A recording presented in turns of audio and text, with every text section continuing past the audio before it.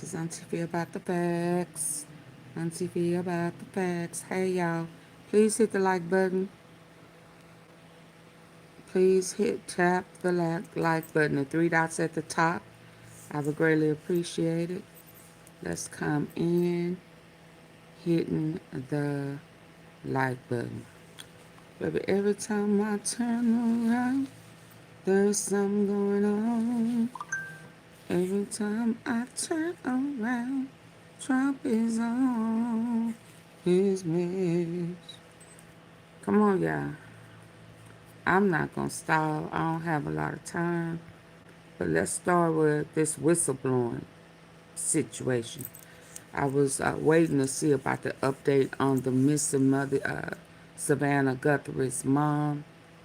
Like I said last night, I felt like they had to see some sign of a struggle or some BLOOD. And I think what I heard was they're asking, like, if somebody have her, to please return her. So I'm going to jump right on into what's going on with the whistleblower situation. House. Also with me, former Democratic Senator from Montana, Jon Tester. Also, MS Now's Vaughn Hilliard joins me now from the White House. Also with me, former Democratic Senator from Montana, Jon Tester. Also an MS Now political analyst. Chris O'Leary is a former senior FBI official as well as an MS Now national security and intelligence analyst. So, Chris, looking at this footage out of Georgia, it's clear there no notice was given, that the warrant itself, at least initially, had some problems. Are you surprised by how all of this unfolded? What do you see when you watch this? Well, what I see is highly disturbing, and the FBI being used as a weapon against political allies or political adversaries, and unfortunately, the rebirth of the big lie. I mean, it looks like the president is anchoring this narrative that there's a manufactured crisis again with our electoral system, dating all the way back to 2020, which has been disproven. Who you see there is the acting special agent in charge, Pete Ellis, who I actually happen to know personally, but he's the acting special agent in charge because the special agent in charge of the Atlanta office, Paul Brown, another career professional, was pushed out just a week before this all went down. They always pushed out right before they're about to do something illegal. Tulsi Gabbard's presence and the deputy director of the FBI, Andrew Bailey, both even with MAGA Kirk advocates down in Atlanta. This is all incredibly inappropriate, and I think very concerning for all Americans as we bring in our 250th year of our democracy. It looks like the Constitution's attempted to be shredded right in front of our own eyes. Thank you, Spag. So you add to that what we're seeing in this video, Senator, the remarks by the president to nationalize voting. And again, details are scarce. But he says he wants to fix a problem that numerous investigations and studies have shown does not exist. In your mind, should American voters be worried about this? Yeah, they damn right should be worried about this. I mean, you nationalize the elections and you are going to have fraud, not only by folks who want to do reasons, but also by foreign countries influence our elections. So not only is this unconstitutional, and what makes this really bad, Chris, is that this administration hasn't really felt strong about the first, second, fourth, the list goes on, amendments to the Constitution. To assist in to take voting rights to the national level is election. patently unconstitutional. And by the way, it opens itself up for incredible amounts of fraud, especially when you see this administration politicizing every agency within his administration. Vaughn, the president suggested nationalizing elections almost casually. Are people telling him he has the power to do this? What do we know is the backstory here, if there is one? It is not clear who would be telling him not to talk about trying to nationalize the midterm elections. We're 10 months away.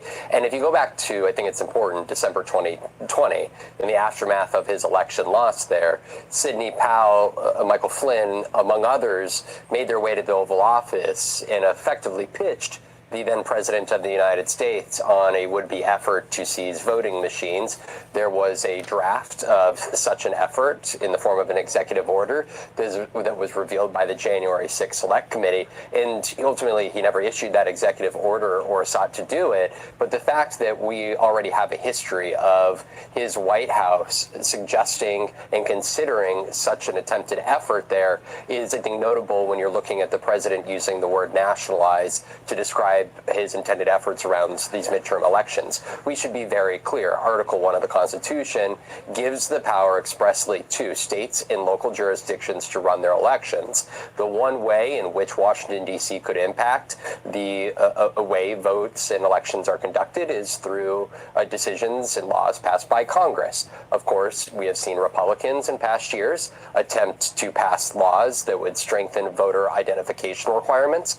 Democrats in 2021 tried to pass the John Lewis Voting Rights Act to set further pre-clearance orders for states seeking to make changes at the state level. Of course, there was the For the People Act as well that would have tried to make voter registration automatic and expand mail-in voting, but all of that through the Constitution would be done at the congressional level and signed into law by the president. But for this commander-in-chief to suggest that he could potentially try to nationalize and have a federal takeover, I think has already been echoed by some Democratic members of Congress who this last year expressed concerns that the president of the United States, Chris, could try to justify such a national takeover by making the suggestion that there was a national emergency of some sort and that it would be incumbent upon Washington, D.C. and a federal takeover to ultimately administer elections come November.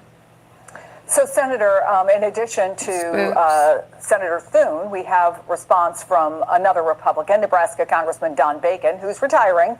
He tweeted, quote, I opposed nationalizing elections when Speaker Pelosi wanted major changes to elections in all 50 states. I'll oppose this now as well. But look, you know the folks. You've watched what's happened on the right. The president and the rigger is saying it was rigged. A, can Congress do anything to stop it? And B, do you think they will? Every day. Well, Congress can absolutely do something to stop it. Congress can act within their purview to stop it. This is against the Constitution. And I will say this, Chris, I think it's good that John Thune spoke out against this and that Representative Bacon is speaking out against this. Absolutely. It needs to be a bipartisan effort. Our Constitution is an incredible document. It's being undermined as we speak. We don't want to undermine it on this issue. It's bad for democracy. And by the way, in Venezuela, in Russia, in China, those elections are nationalized. We don't want to go down that road. I just wonder, Chris O'Leary, and you know, you talked about Tulsi Gabbard, the DNI, finally offering an explanation, or what was her explanation for why she was at the FBI raid in Georgia, because she people wouldn't qualify for jobs. The integrity of U.S. elections, and that they ain't qualified. Under her purview. Does it? It does not. So the Office of the Director of National Intelligence, which was created amongst all the changes that happened after 9/11, effectively created a policy shop. And it's a synchronizer. It was intended to make sure information flowed between intelligence agencies. She is essentially the chief intelligence officer in the U.S. government.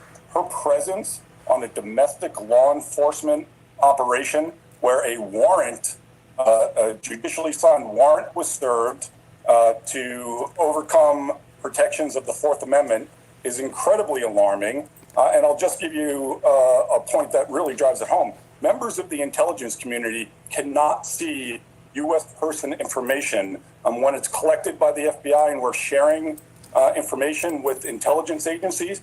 Those U.S. persons are masked. Their identities are only unveiled if there's a demonstrated connection to foreign intelligence. So her presence there, incredibly unusual, incredibly alarming. Deputy Director Bailey being there, also equally alarming, because the Deputy Director doesn't generally leave Washington, D.C., and they certainly don't go out on search warrants, which happen across the FBI every day, and you don't see cabinet-level officials inserting themselves into this. And then lastly, the President of the United States calling field agents to influence them on their investigation is incredibly disturbing as well. So all of this is so far from normal and continues to build that I think we're heading towards something that could be very concerning and a real threat to our democracy, which is what people warned about. And people were saying, critics were saying, well, you're blowing this out of proportion. We're seeing it play out in front of our own eyes right now, and it needs to be stopped.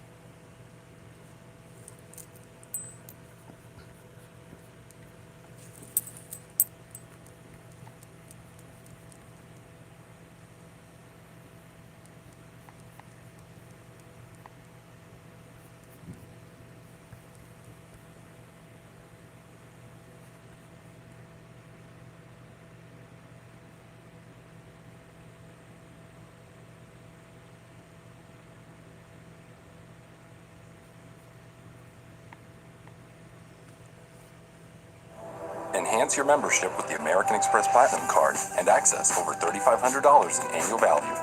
This is Democracy Watch. Mark, we've got a story here that has swept across the country. I'm going to put on the screen a headline from the Wall Street Journal.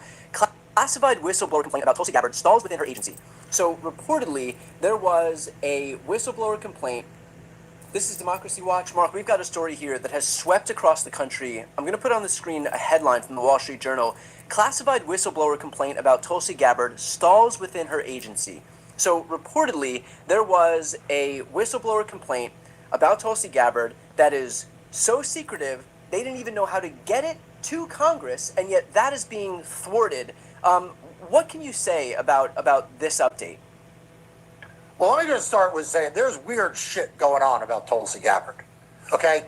I mean, we've always known that she is sort of an oddball, even by an administration that looks like the bar scene in Star Wars. She had these odd connections with Russia and Putin. She's had, she was a liberal Democrat, and then became a conservative. Like, it's very hard to pin down at any time, like, what exactly she's doing in the administration, at whose behest.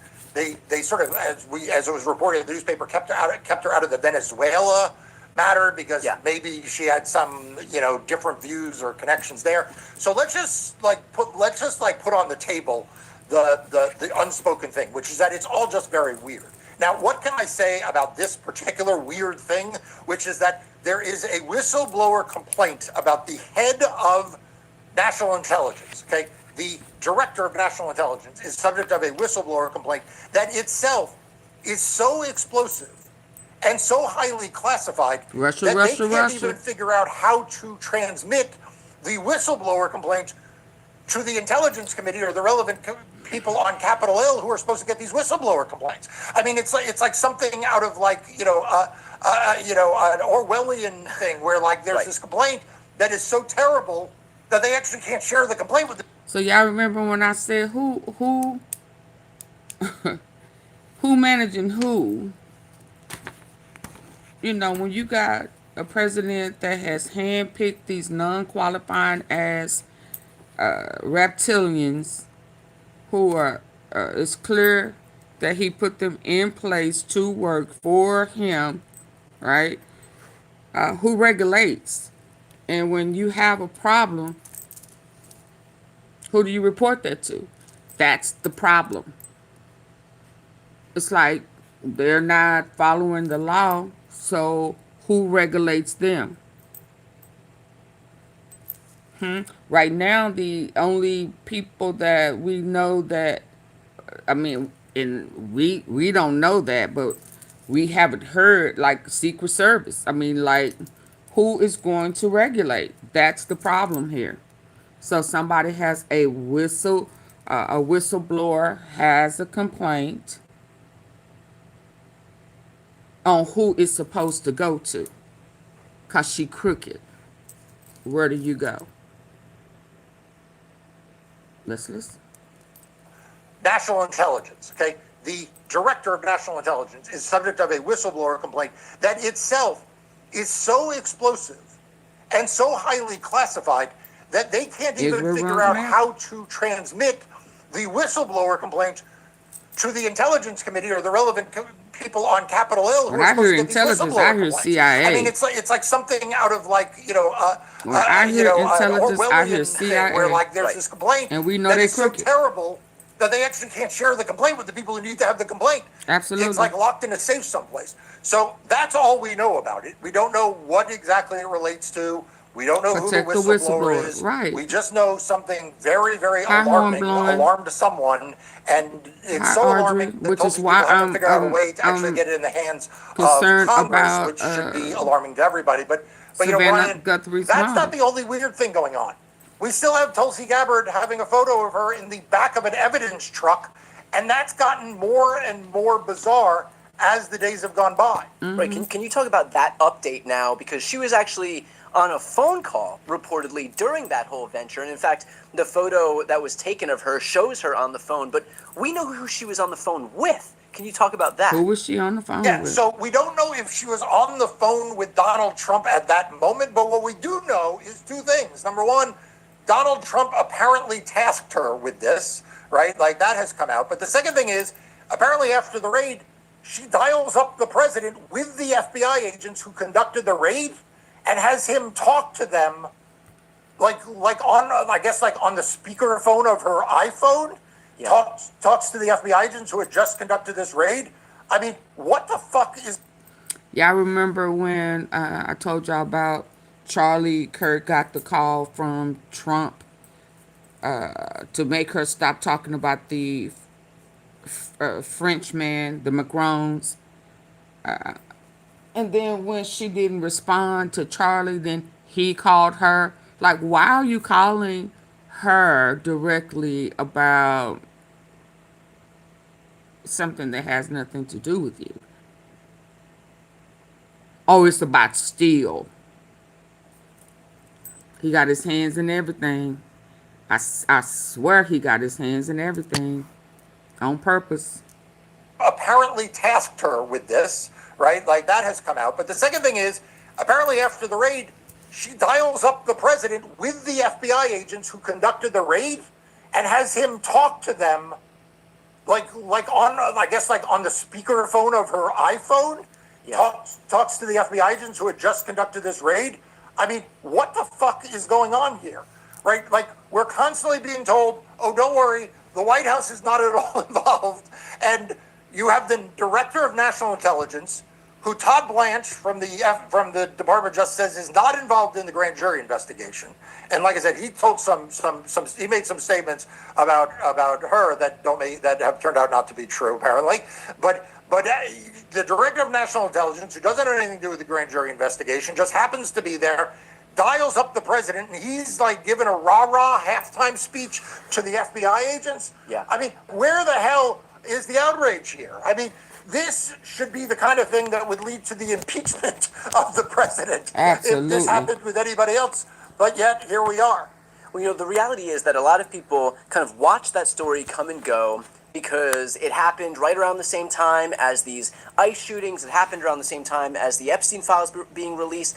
And I don't know if that was on purpose to obfuscate from what's happening in Georgia. But the reality is, you and I have spoken quite a bit about the fact that Trump is actually carrying out his plans to rig or interfere in this upcoming election. So can you speak to folks who saw this story and kind of just like on the periphery and don't understand why Trump trying to take ballots from 2020 is significant as he heads toward this process of 2026? Yeah, so let's just like review the bidding here. Donald Trump has been Y'all lying about please the hit the 2020 like election button. since 2020. And he's been lying about Fulton County ever since. And so he decides he wants to have the ballots seized as part of a criminal investigation. So number one, he doesn't go to the U.S. Attorney's Office in Georgia. He doesn't go to Main Justice in Washington, D.C. He goes to a federal prosecutor, a MAGA type in Missouri, and has him get a search warrant to search the ballot, to search and seize the ballots in Fulton County, Georgia. Who is present for this? Tulsi Gabbard, the head of the Director of National Intelligence, right? Not Pam Bondi from DOJ, not, Kash Patel from the FBI.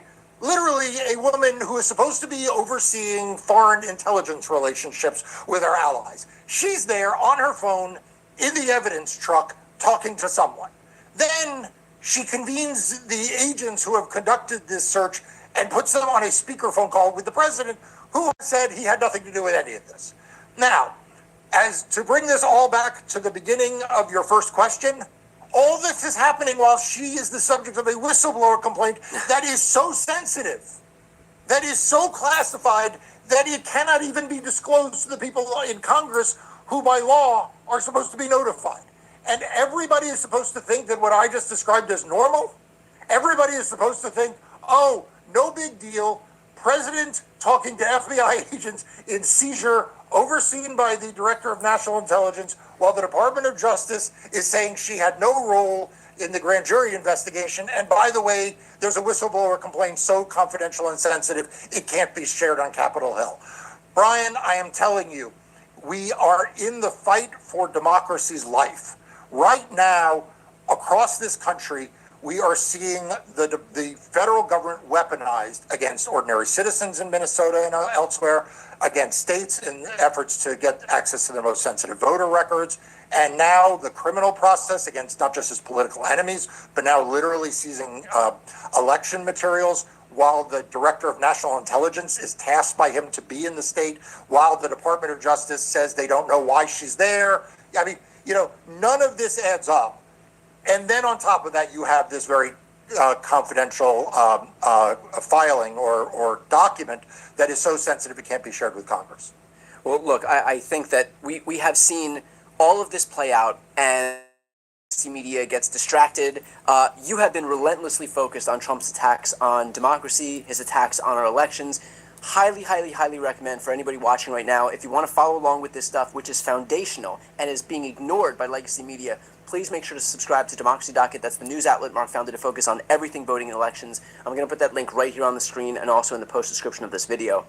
Mark, Brian, I don't want to throw in one more sort of scandal, but of course the other thing that was going on at exactly this time, the Epstein files, right? The same Department of Justice that is searching for these ballots. And while Tulsi Gabbard's hanging out in their evidence truck, is releasing 3 million records. At the same time, they're telling us there's 6 million records, but they're only releasing 3 million, and that's the end of it. We should be okay. And then we learned that among the 3 million records they released, they not only over-redacted to protect a bunch of men, but they didn't redact a bunch of victim information. I mean, I know that this sounds disconnected, but these are the same jokers in each of these things. It's the same people doing all of these things. And, which is to cover up for which, I can't tell you, but I can tell you that, like I said, democracy is hanging by a thread, and we are in the fight for our lives, and everybody needs to be engaged in this, paying attention to all of it. It feels like a lot. It feels like sometimes too much to cover. But one way you can stay up to date on what you need to know is by subscribing to this channel, because Brian will keep you up to date every day on the most important issues in politics and democracy. Well, I appreciate that, and I'm going to put the link to subscribe to this channel right here on the screen and also in the post description. Mark, if you were speaking to members of the House Intelligence Committee, for example, the people who are supposed to be the recipients of these whistleblower complaints, what would you ask them? I'd say just go get the document. I mean, do your job. Yeah. I realize that Republicans run the show, but, Republicans, you were sent to Washington, D.C. to do the bare minimum of your job. We have come to expect very little from you. One thing we have come to expect from you, though, is that if there is a blockbuster, breach or complaint or whistleblower document, against a high-ranking official, that you'd at least go to the effort to read it. Just go read it. Go tell them you'll go to their skiff, you'll go to their office, whatever it is, but that you have to see it. Because honestly, if you're a Republican member of Congress and you're on one of these committees and you're not willing to do that, you are worse than useless. You are worse than just the sheep that go along with the rest of Donald Trump stuff. You're not even willing to protect our national security, our nation's secrets, which I'm guessing are the reason why this is such a confidential document. Right. And for those Democrats, look, can y'all if the tables were turned and Republicans wanted to get access to something like this, even from the minority, they would be able to do it. I mean, look at all the Could you imagine if Joe Biden? Could you just imagine if Joe Biden? Just for a moment, imagine if Joe Biden was in office. Yeah. And some whistleblower said, I was drunk at a bar and I heard that Hunter Biden was in the booth, three tables down. The Republicans on Capitol Hill would be hosting, they'd be like insisting that there's a cover up and There would be like a sleep-in on the House floor until they got that whistleblower complaint. Like there would be a telethon on Fox News where people just call in all hours of the night. I mean, it would never end. They would beat this drum until we were just completely exhausted of hearing about it, and they'd keep going. And the reality is, like, this is just in the because they know how to weaponize and distract as far as the media is concerned. They're able to perpetuate the Steve Bannon model of flooding the zone with shit, hoping that we don't recognize what's happening. Right. Yeah, no, that's exactly right.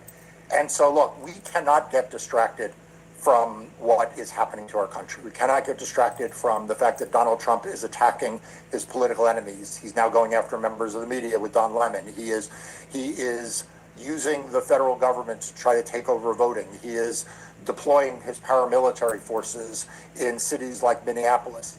And now you have a potential blockbuster complaint by a whistleblower and a system that was set up to protect those whistleblowers, that was set up to make sure that responsible actors got their hands on it, is being frustrated by this administration. And we just cannot let that happen. So we all need to stay on top of this story. Best way that I know to do it is to follow this channel and hit the bell, because you want to make sure you get alerts whenever Brian posts new content, because when there is more on this, when there is more...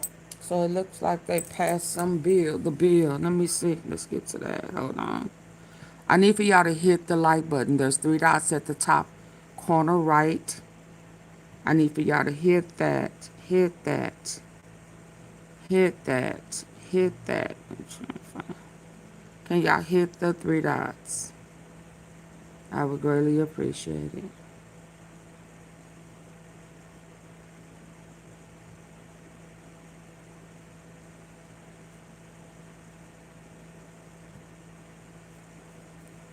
We have major news right now. The first criminal investigation has been launched following the release of the Epstein files. Serious accountability is coming. And the United Kingdom, British authorities minutes ago, are set to now launch a criminal investigation into Peter Mendelsohn, the former United Kingdom ambassador to the United States of America, following the release of the Epstein files, which showed a much closer connection between Mendelsohn and Jeffrey Epstein than previously reported. We're talking about accountability. Yesterday, a health and wellness influencer, Peter Attia, who was hired by Barry Weiss to be a CBS contributor, lost his contributorship. This morning, he lost his job. Now, Peter Mendelsohn has not only been forced to resign from the House of Lords in the United Kingdom, but also now faces a criminal investigation. The accountability is coming. It may take time, but it is coming. Make sure to like, comment, share, and subscribe. The more you like, the more people will see this. Spread the word, and subscribe to my Substack by clicking the link below to support my work. Let's jump right into this. According to the Times, Lord Mendelsohn will face a full criminal investigation into allegations that he leaked market-sensitive information from Downing Street to the pedophile financier Jeffrey Epstein. Documents released by the United States Department of Justice appear to show that Mendelsohn provided Epstein with details of internal government discussions known only to a handful of people at the top of government, on at least 4 occasions when he was business secretary in 2009. A government source said that Scotland Yard detectives are expected to interview Mendelsohn and take statements from other senior labor figures as witnesses, including Gordon Brown, the former Prime Minister of the United Kingdom. They are also expected to ask the Department of Justice to release unredacted copies of the email. The moves, which is expected to be announced shortly, comes less than 24 hours after Scotland Yard said it was reviewing the allegation against Mendelsohn. The Cabinet Office told the Metropolitan Police that the email sent by Mendelsohn to Epstein may constitute criminality. Mendelsohn is being investigated under suspicion of misconduct in public office, an offense that carries a maximum sentence of life imprisonment. For a successful case, it would require prosecutors to prove that Mendelsohn deliberately leaked details of sensitive government information to Epstein, knowing it to be wrong or with reckless indifference. No government minister or former minister has ever been charged with such an offense in recent times. The Times is now reporting that following the release of the Epstein files, there have been significant criticism from senior labor figures, including Baroness Harman, a former deputy leader who told the BBC that the government should push ahead with primary legislation to strip Mendelsohn of his peerage, separately from reforming the Lords. She said, quote, "What Peter Mendelsohn has done is cast a stain over not just this government, but over politics as a whole.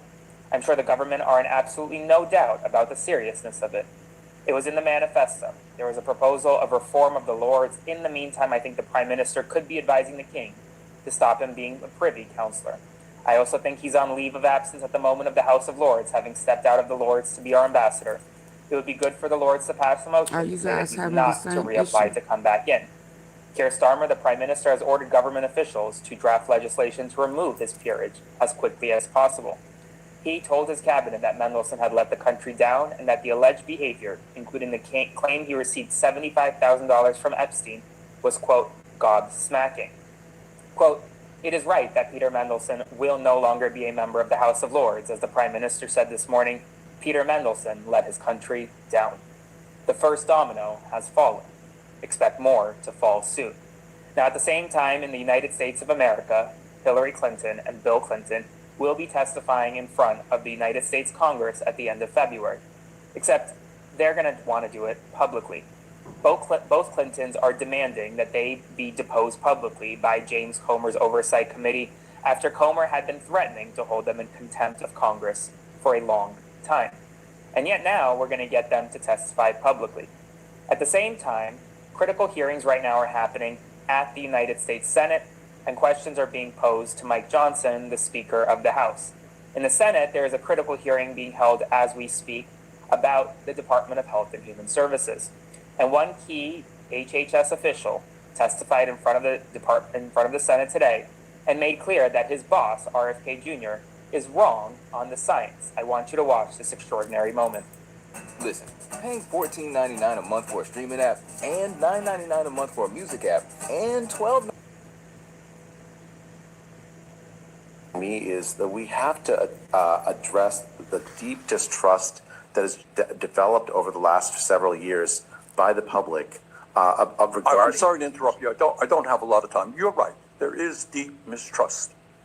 Do you think that deep mistrust now has something to do when you have an organization like the American Medical Association telling us that vaccines do not cause autism, but you have a secretary of HHS who says the very opposite? Do you think that causes concern and mistrust among parents?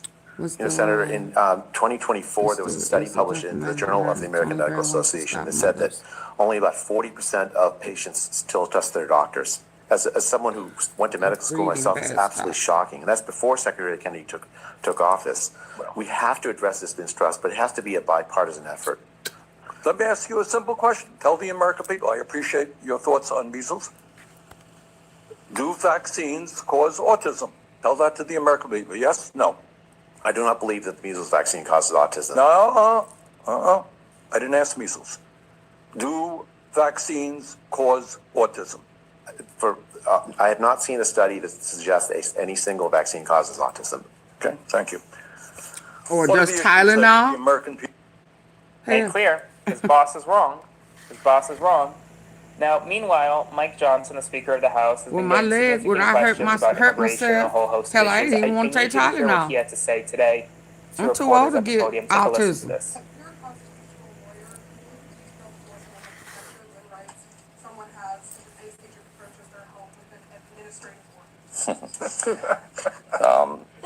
How much time do you have? Yeah, right.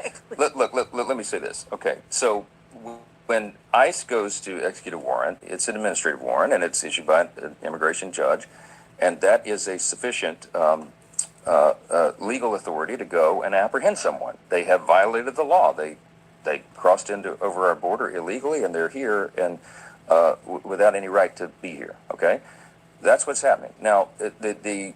The controversy has erupted where if someone is, they're going to be apprehended and they run behind a closed door and lock the door, I mean, what is ICE supposed to do? What is Immigration and Customs Enforcement supposed to do at that point? Oh, gee whiz, they locked the door. I mean, I guess we'll just go on to our. Where I are mean, you from, sir? So Where's your mom and there's some dad even logic from? and Where your reason that's to be grandpappy applied from? here. Some have complained that the force has been excessive or what have you. I don't know. We're going to figure that out as part of the discussion over the next couple of weeks. You've essentially been talking about administrative warrants and whether ICE can just enter someone's home based on an administrative warrant. He's saying that's fine.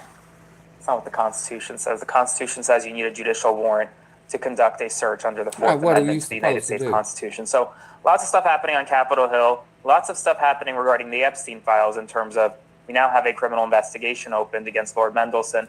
Hopefully more is to come. I will continue to... Okay, let me get to this other one.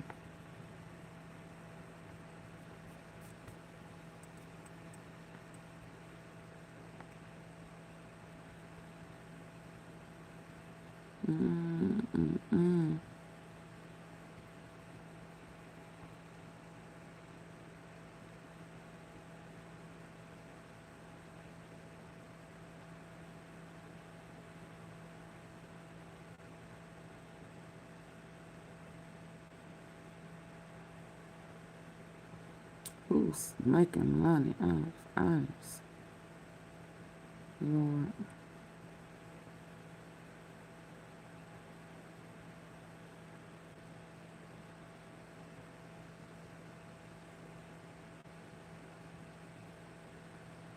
Criminal investigations. And most importantly, between the White House and the ballot box. What happened in Georgia last week, criminal investigations. And most importantly, between the White House and the ballot box. What happened in Georgia last week erased those lines that are simply unacceptable. And this is even a more heightened concern after the president's comments last night. And let me be clear about why this matters. Regardless of what had been stated, this is not about the 2020 election. That election has been litigated, audited, recounted, and repeatedly upheld by courts and election officials, including lots and lots of Republican election officials. This is frankly about what comes next. It is deeply alarming that just yesterday the president called for Republicans, his words, to take over and nationalize voting in multiple states. That statement alone makes clear that this threat to our election security, the basic premise of our democracy, is forward-looking to 2026, into 2028, and candidly to the institutions that safeguard our democracy.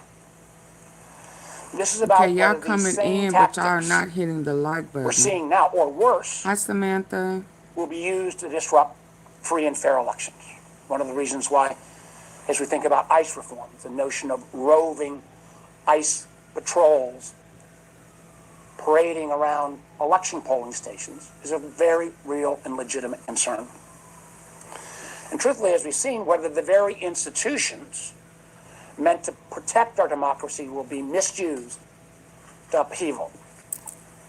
So let's be clear. It is inappropriate for a sitting president to personally involve himself in a criminal investigation tied to an election he lost. It is inappropriate for the president to advocate for actions that are wholly at odds with the Constitution and 2.5 centuries of state and local elections. It is inappropriate for the Director of National Intelligence to insert herself into a domestic law enforcement operation far outside her statutory role. And it is profoundly inappropriate for either of them to blur the lines between intelligence, law enforcement, and partisan politics. But that is exactly what happened last week in Fulton County. As Vice Chairman of the Senate Intelligence Committee, I want to underscore a core legal boundary. U.S. intelligence agencies are structured to operate overseas, not on domestic soil.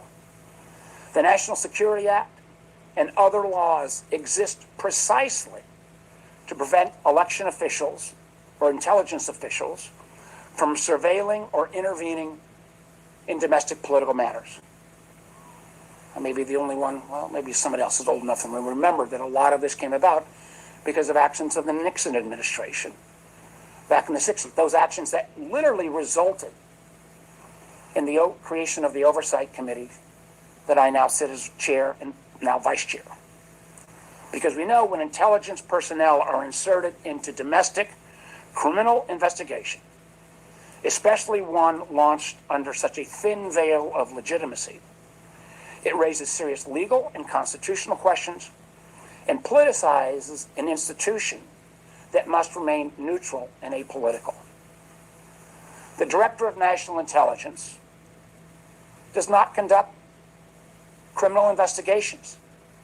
She has no role in executing search warrants, and she does not belong on the scene of a domestic FBI search, particularly one tied to the president's personal grievances carried out under the pretense of normal law enforcement. Now, Director Gabbard argues that her presence was justified by, quote, broad statutory authority. But broad authority to analyze intelligence is not a license to participate in a sham investigation. And it certainly does not justify facilitating direct contact between the frontline FBI agents doing this investigation directly to the President of the United States. That phone call alone should concern every American because it didn't occur in a vacuum. Now, if this administration were genuinely committed to election security, its actions would reflect that. Instead, we have seen the absolute opposite.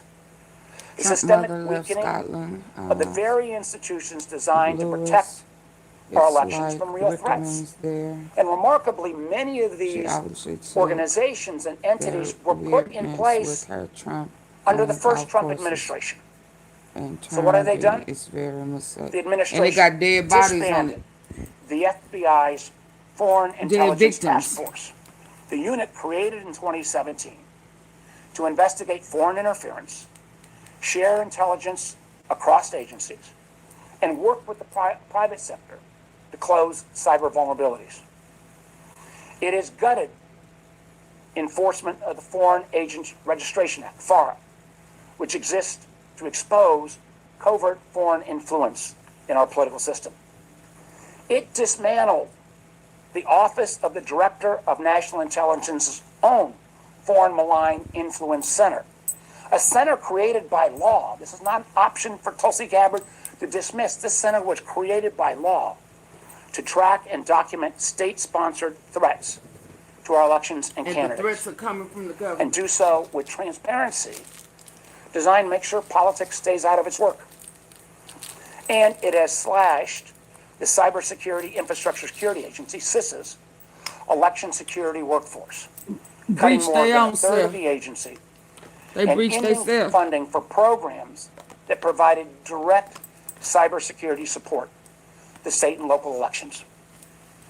These are not the actions of an administration that's serious about election security.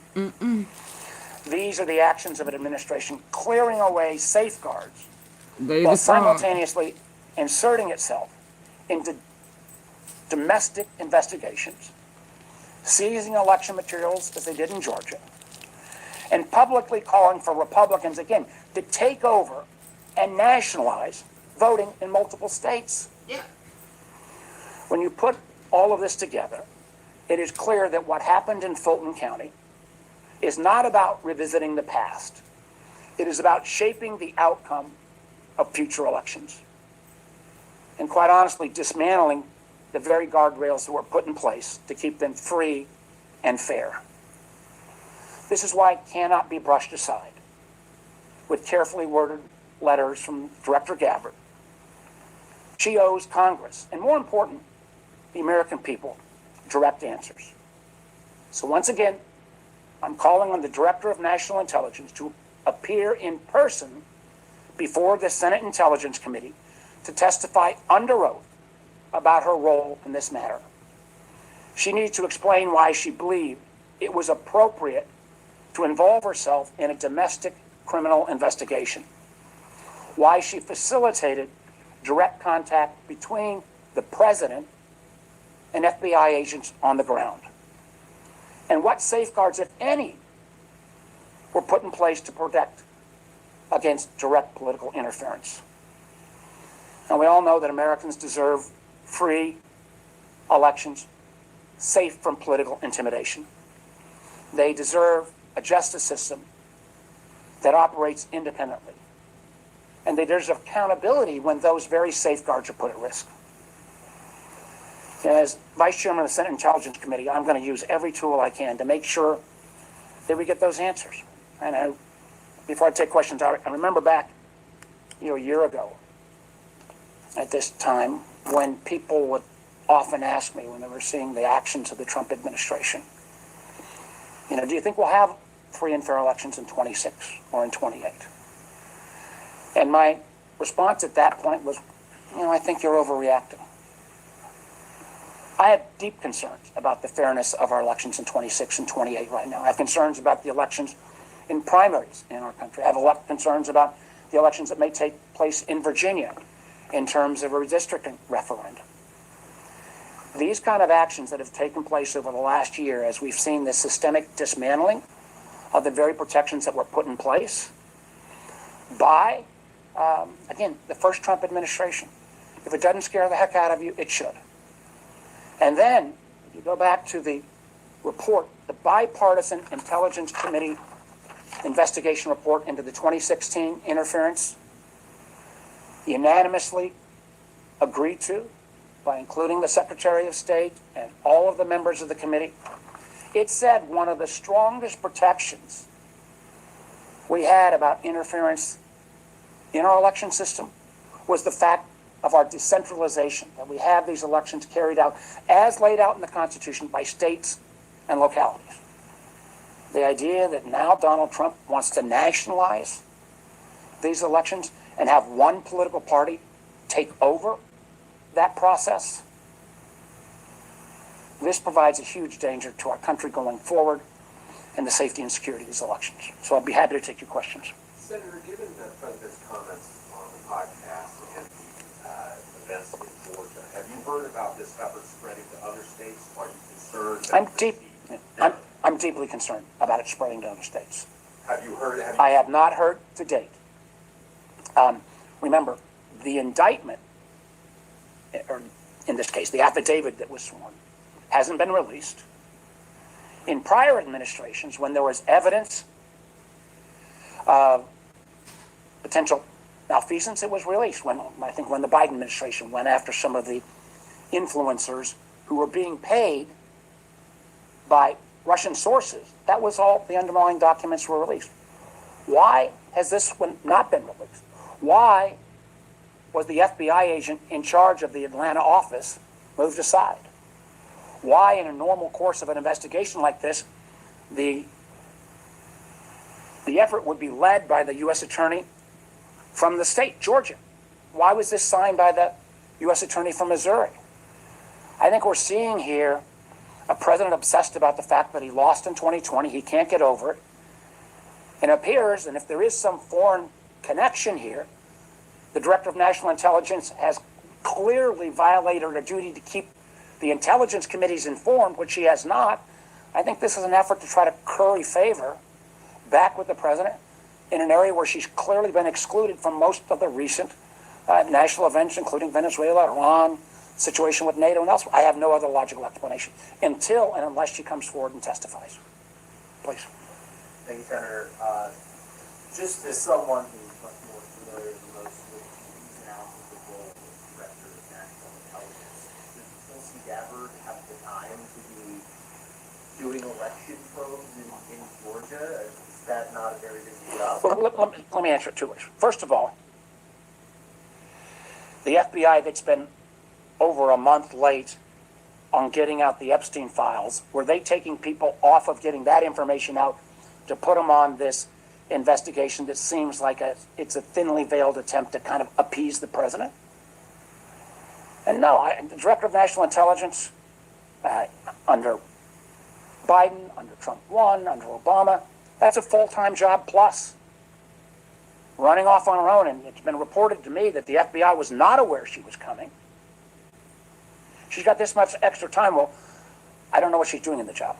And it goes back to, at least until I'm corrected, otherwise, the assumption, since she's not been involved in any of the briefs on Iran, on Venezuela, on the circumstance with Greenland and NATO, or any of the other national security concerns where our intelligence community plays a critical role, most of those have been briefed by the Secretary of State or by John Radcliffe.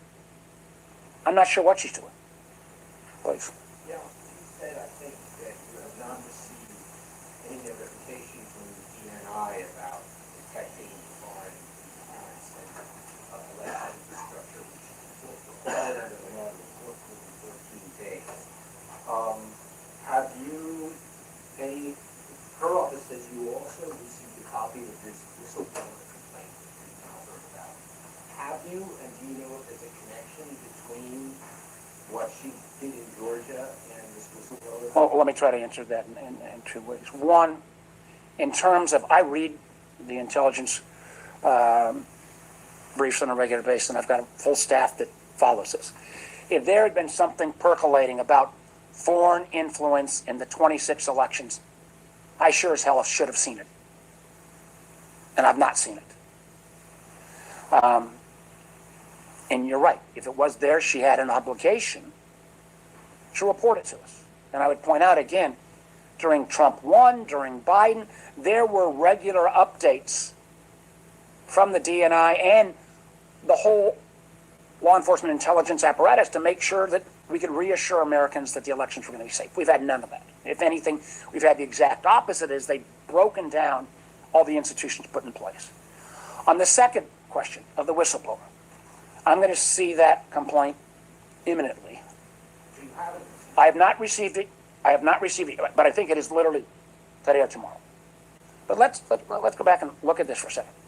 It took the Gang of 8 6 months of negotiation with the Director of National Intelligence to share that whistleblower complaint.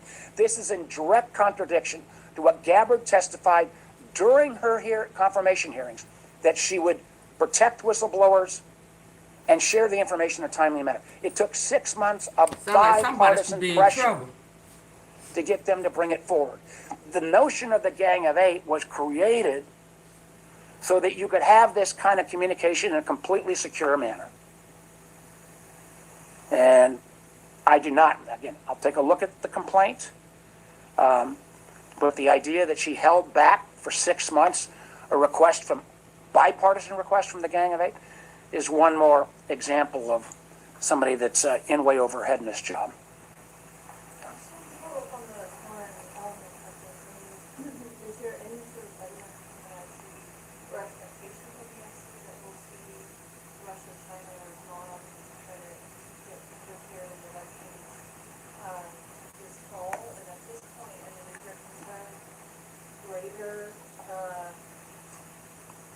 What's your greater concern? Is it foreign interference or is it domestic? Well, let me try to. Yeah. The National Intelligence report, or when we did worldwide threats last year, the document that comes out with that, still included. This was the Trump administration, their last major report on this, still included. We are concerned about, election threats from China, Russia, Iran, North Korea, and potentially others. And with AI tools, the threats grow more complicated all the time. It makes what happened in 2016 look like child's play. But right now, I'm more concerned about domestic interference. I'm concerned about a president that hasn't read the Constitution. I'm concerned about efforts to intimidate voters, whether it be ICE roving patrols or whether it be these kind of claims that are brought. I'm concerned about the fact that I think in many states I've seen upwards of 50% of the election officials, who are all nonpartisan, have quit or retired, mostly because of some of the threats, online threats and doxing, the threats and doxing that's taken place. So yeah, I'm very concerned about domestic interference as well as foreign interference. And the ability then for a foreign entity to amplify these divisions or spread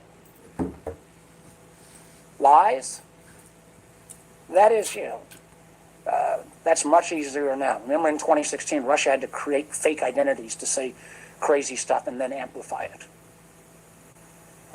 You don't need to create fake identities now. You can simply promote some of the theories that come out of folks in this administration.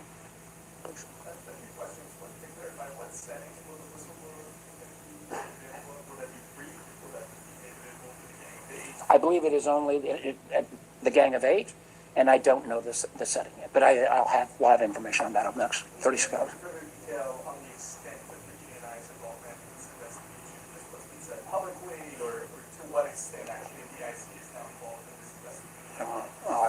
We had no indication. We get I'm not sure we've had any of the letters we've actually even written the DNI ever responded to over the last year. There may be one or two. So, I can tell you this much, that our contacts within the FBI said they were as surprised as anybody her showing up and skulking around. Go back to what I said. The DNI has no domestic criminal investigation responsibilities. Her job is to look at foreign interference in our elections. And this whole effort is the opposite of transparent. Here, Neil.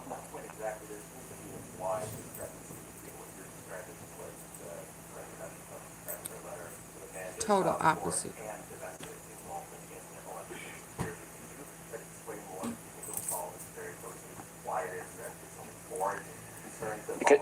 It goes back to the laws that created the whole intelligence oversight structure. It goes back to the National Security Act that was passed after President Nixon. It goes back to entities that were at least connected with the intelligence community involved in this little breakout called Watergate.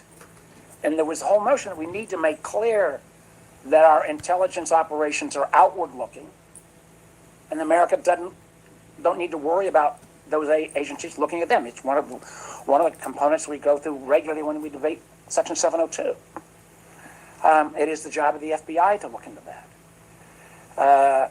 And for her to show up, and then the hypocrisy of her showing up, after this administration has done more to dismantle the election protections put in place, the FBI's Foreign Line Influence Center, the law that was passed, I believe in 2019, that created in the Office of Director of National Intelligence a Foreign Malign Influence Center.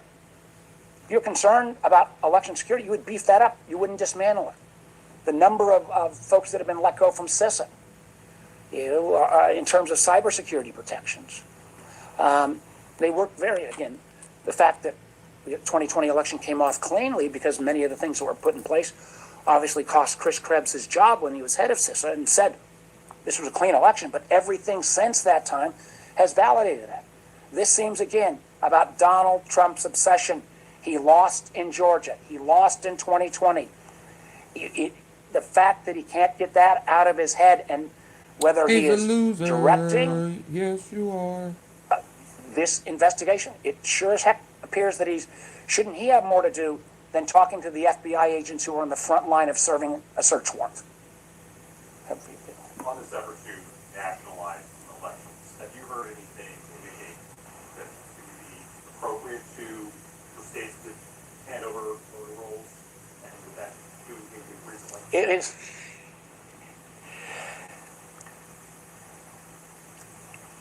Not only would it not be appropriate, I believe it would be, to the extent almost of a constitutional violation. The Constitution is clear that elections are the gambit of the state and localities. And the irony here is that, and this is the hypocrisy of the moment, there were many states, every one of them Republican-led, that were concerned about when CISA tried to help put better cybersecurity protections in what's called the Albert system. States were concerned, all Republican-led, or localities Republican that say, oh my God, this would be letting the feds into our purview. So this is, again, Alice in Wonderland world where up is down and down is up. The idea that you've got a Republican president saying, no, trust the feds on all this election, it is both against the Constitution and it's against the position of every Republican elected official from 20 through, I'd even say 2025. We'll see. I'm not sure many of them have yet responded. I'll be anxious to see whether any of them said, oh, no, we want to turn it all over to the feds. Yeah, on that note, traditionally, intel is one of the more bipartisan issues in this chamber. You know how often you work about that with your colleagues on the Republican side. They share your concerns. So I think, I've talked to Senator Cotton. We have a good working relationship. I think, we are going to get Gabbard testify, I believe, within the next few weeks about the worldwide threats hearing, unless she pulls out the same way she was supposed to talk to the election officials last Friday and then abruptly pulled out. And I can assure you the history the Intelligence Committee had of working bipartisanly and to monitor election security is going to continue this year. Please. Hi, sir. On the whistleblower complaint, do you have confidence in Inspector General Fox, who is confirmed in October, just because he's supposed to be responsible for the delivering this to Congress? Is that any concern that you have? It greatly concerns me that it took 6 months of bipartisan pressure to get what I think was supposed to be, and Eric, help me on this, was supposed to be delivered within 14 days? How long is it before a complaint is supposed to be delivered? 14 days to June of the 7th. Okay. So whether it's 21 days, we'll give it a month. But it took 6 months of bipartisan pressure to get the document that we should have seen months ago. And you didn't get all of them. Or when did that mean that you now know? I got notified just over the last few days, whether that was tied to the fact that my Republican colleagues agreed as well that what was happening in Georgia was so outrageous that you can't have this stonewall. 90% of construction workers choose to be married. Man, they've been so hush-hush. These people are a trip. What in the world? Georgia president's comments yesterday about taking control of 15 states, his retweeting of A lot of deflection going on, y'all. how you see this, how they might use all of that to affect. Listen, people have been talking, and this is where, again, a year ago I thought it was kind of just speculation. Wow. But the idea that the president could use some event that would be allowed to send in an insurrection act. The idea that the president might send some part of the federal government, like ICE, into patrol, and suddenly people are saying, well, we want to make sure that nobody undocumented shows up at any polling station. Again, pre-Minneapolis occupation, that didn't ring as true as it potentially rings true right now. And the notional idea that since the president is obsessed about the fact that he won't accept the fact that he lost in 2020, the notional idea that he will ask his loyalists to do something inappropriate beyond the Constitution scares the heck out of me. And I think it scares the heck out of most Americans because we're seeing the constraints move aside. And I come again back to the fact that I've raised this, repeatedly over the last number of months. Why would you dismantle the FBI center that appropriately looked at all of domestic and foreign threats to our elections? Why would you undo the legally created entity within the ODNI on foreign malign influence?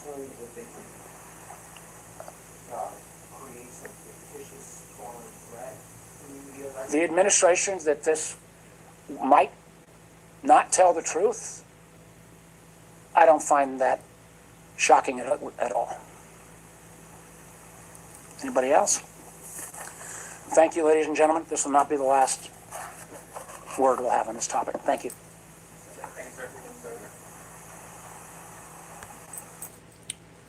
Wow.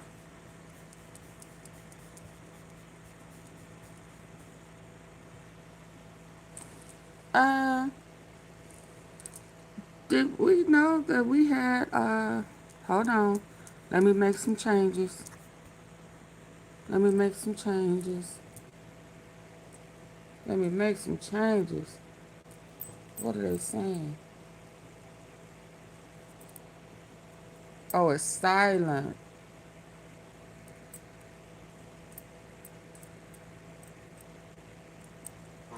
Wish to consider using the quorum order and protect the rights of the parties. Any such remedial measure would be considered only as a last resort and only to the extent necessary to address the specific violations at issue. Hold on, y'all. Opportunity to provide input before the court makes any final determinations regarding sanctions. The court values that input and will give it careful consideration. It must be clear that these measures are intended to preserve open and transparent courts while ensuring fairness to all parties, and the court remains fully committed to the presumption of open proceedings under the applicable rules. Whether these measures exist to protect the constitutional rights of all parties while preserving the integrity, fairness, and orderly conduct of these proceedings.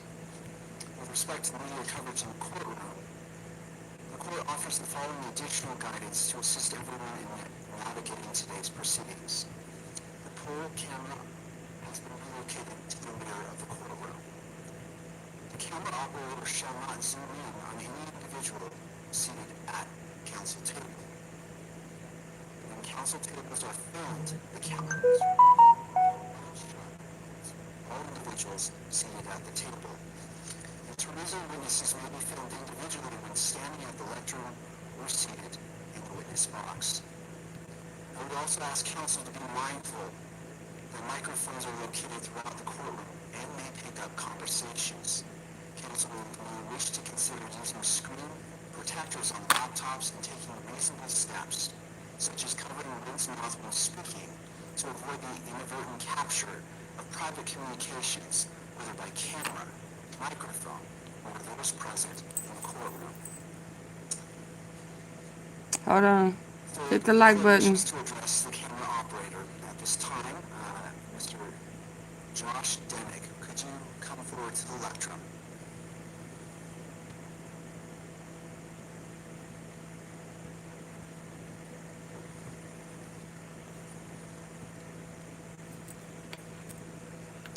Could you please state your name and spell it for the record? Yes, my name is Josh Demick, JoshDemick. Thank you. My intention is not to cause you any embarrassment or discomfort, although it's probably not feeling that way on your end. I simply want to ensure that the expectations for today's proceedings are clear. During today's hearing, what is your primary role? My role is to cover the hearing that we have going on this afternoon, and I have read over the decorum and the ENC as well.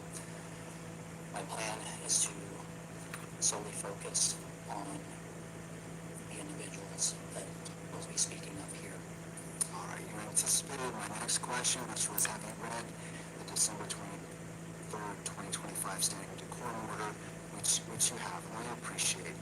And do you understand the guidelines as they relate to your responsibilities today, including the additional guidance regarding countering position at council table and the filming of attorneys and witnesses that I just put on the record that was not in the decorum order? Yes, Your Honor. All right. Do you need any additional time to review the order or to reposition the counter to ensure full compliance? Do you anticipate any difficulty complying with the order or today's guidance? All right. Thank you, Mr. Demick. Thank you.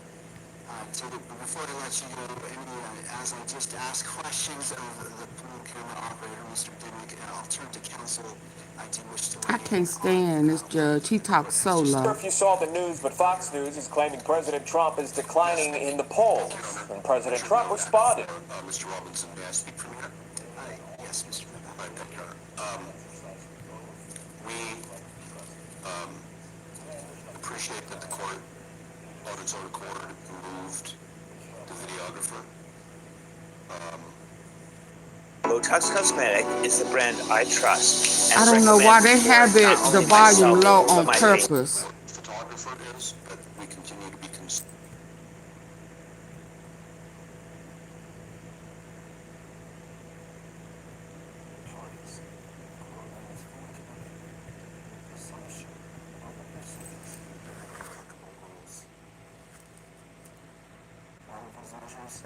Exist to protect the constitutional rights of all parties while preserving the integrity. Did they announce that Charlie Kirk trial was supposed to start today? Nope. Something else they slid in there on the low volume. This is the craziest bunch of... Whew. And I do mean shit.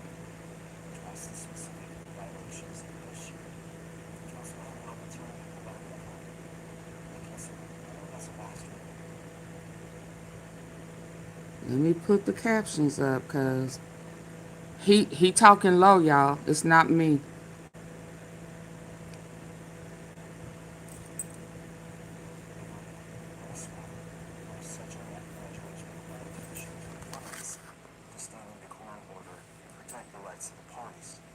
Such remedial measure would be considered only as a last resort and only to the extent necessary to address the specific violations at issue. Council will have an opportunity to provide input before the court makes any final determinations regarding sanctions.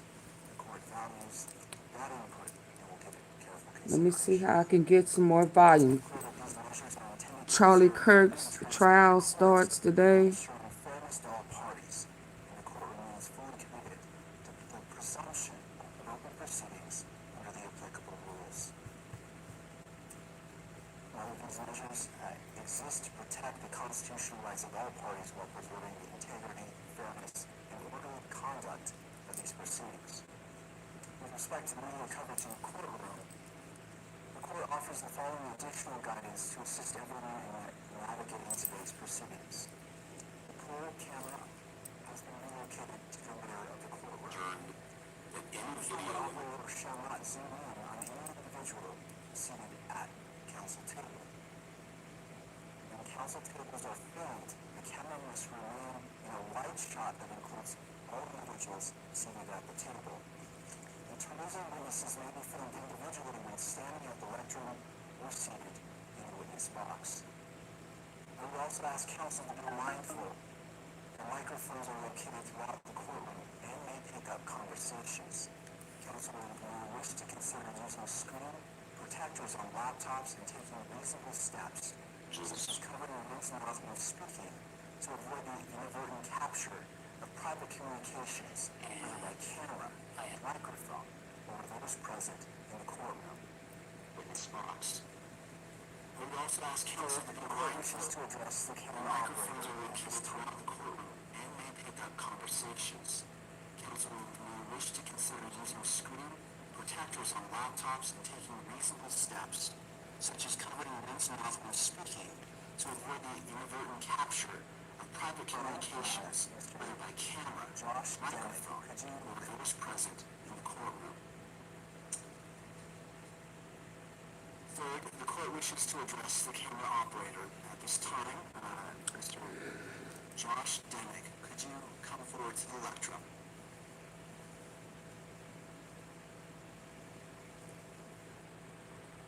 Come forward to the lectern.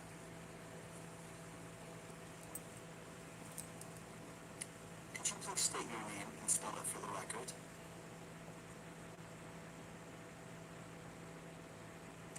Could you please state your name and spell it for the record? Yeah. My name is Josh J-O-S-H-D-E-M-I-C-K. Thank you. The intention is not to cause you or I discomfort.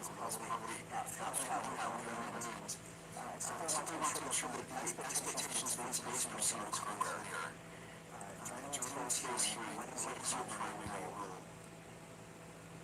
My role is to cover the hearing that we have going on this afternoon. And I have read over the court and the agency as one. My plan is to solely focus on the individuals that will be speaking up here.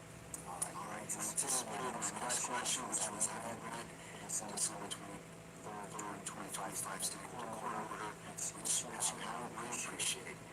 And numerous guidelines related to responsibilities today, including judicial guidance regarding county position at council table. And further materials that I just put on the record, otherwise I'm going to put the court order. Yes, sir. Do you need additional time to review the order and to reposition the county to ensure full compliance? It's very difficult to comply with the order or today's guidance.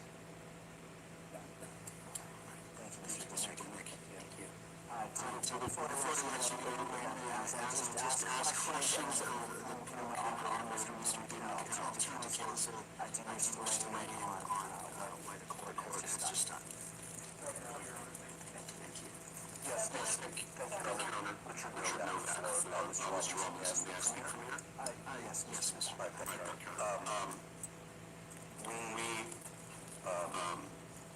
We appreciate court on its own accord removed the videographer. I don't know where the photographer is, but we continue to be concerned that any video images of Mr. Robinson during court proceedings, close-up images of Mr. Robinson during court proceedings, interfere with his right to a fair trial. I think I heard everything the court said about the videographer. But the photographer is still seated in the same place where we were last week. And we would ask the court to order the still photographer not to take any photographs of Mr. Robinson's face or person during the hearing. Why they don't want his face? Is now ordered to be focused on the court. Oh, wow. Counsel at the turn, or generally the people seated at council court, the court refers to as council table. We do not want to see still images again of Mr. Robinson's face in the media with more speculation about What makes these people think they get these special privileges? facial expressions, lack thereof. Ugh. So we really appreciate what the court did and I think it's one thing. We understand concerns about still photographer. Any questions as it relates to Mr. Demick? I want to excuse him to go back. That's the one before the court is no final.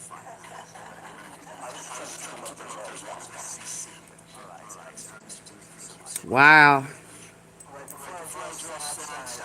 I don't know nobody that you could ask that their face not be shown that allegedly unalives somebody.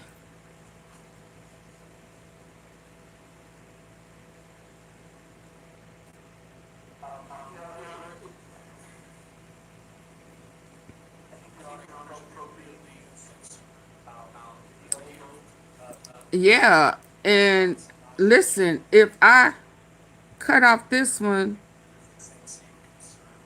can y'all hear it over here? This is a public hearing, and I think that I mean, somebody seemed to think this is my audio, and it's not. still photography be taken. I don't know that it raises the same concerns that Your Honor's raised with the video. Thank you. Any other party wishes to be heard?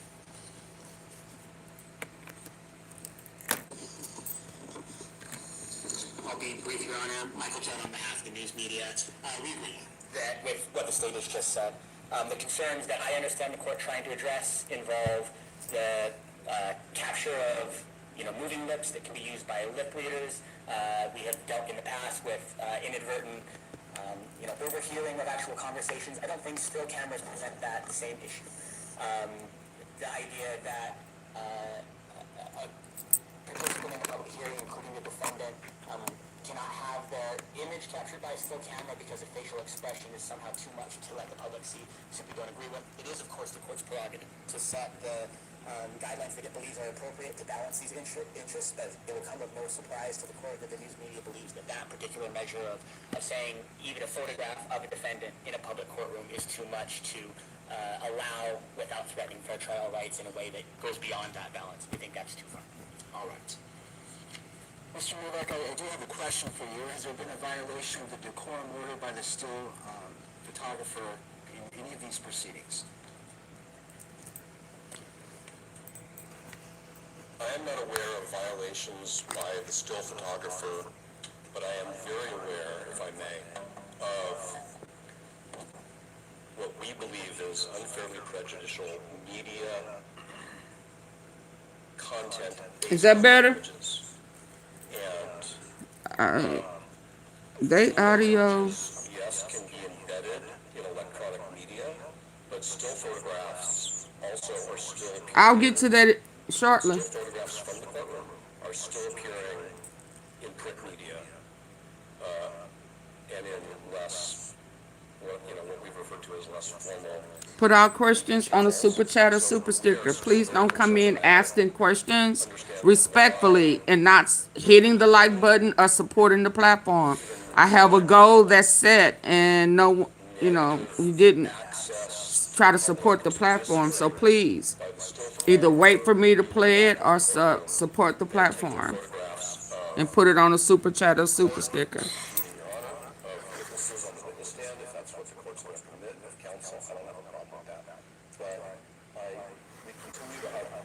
Concerns of huge photographic lenses being focused on our client, and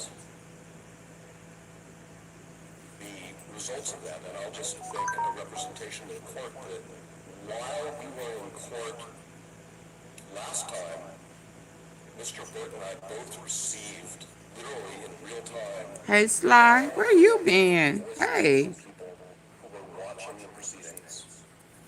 And that was on video. I received another one of those calls today referring to my client's facial expressions from somebody who decided to leave a long, aggressive message on my office phone. Well, those are the breaks. Concerned that even still images of Mr. Robinson's visage in the courtroom are going to interfere with his right to a fair trial. And we've reached the point, because of the prior violations that have occurred and because of the nature of the media coverage, where Mr. Robinson feels like he may have to make a choice between two of his Sixth Amendment rights. And that's the right to a fair trial and the right to be present. And we want him to be able to have both of those rights, and all of his rights. And the way he can exercise both his right to be present and his right to a fair trial is for the court to move the camera to where the video camera was ordered to be. Thank you, Mr. Novak. Thank you to all parties. I appreciate your input. This is an important matter, and the court takes it very seriously. I note that there has been no violations of the December 23rd, 2025 decorum order by the still photographer. That being said, this court wishes to exercise caution and will request that the still photographer go behind the bar, to the bar being the separating lower wall, and reposition his camera at that place. I appreciate the patience of all parties as we do this, and again, this court is balancing open and transparent courts with the constitutional rights of all parties involved. All right, while that's occurring, I'll turn to the state. The court would appreciate a brief update on the status of discovery.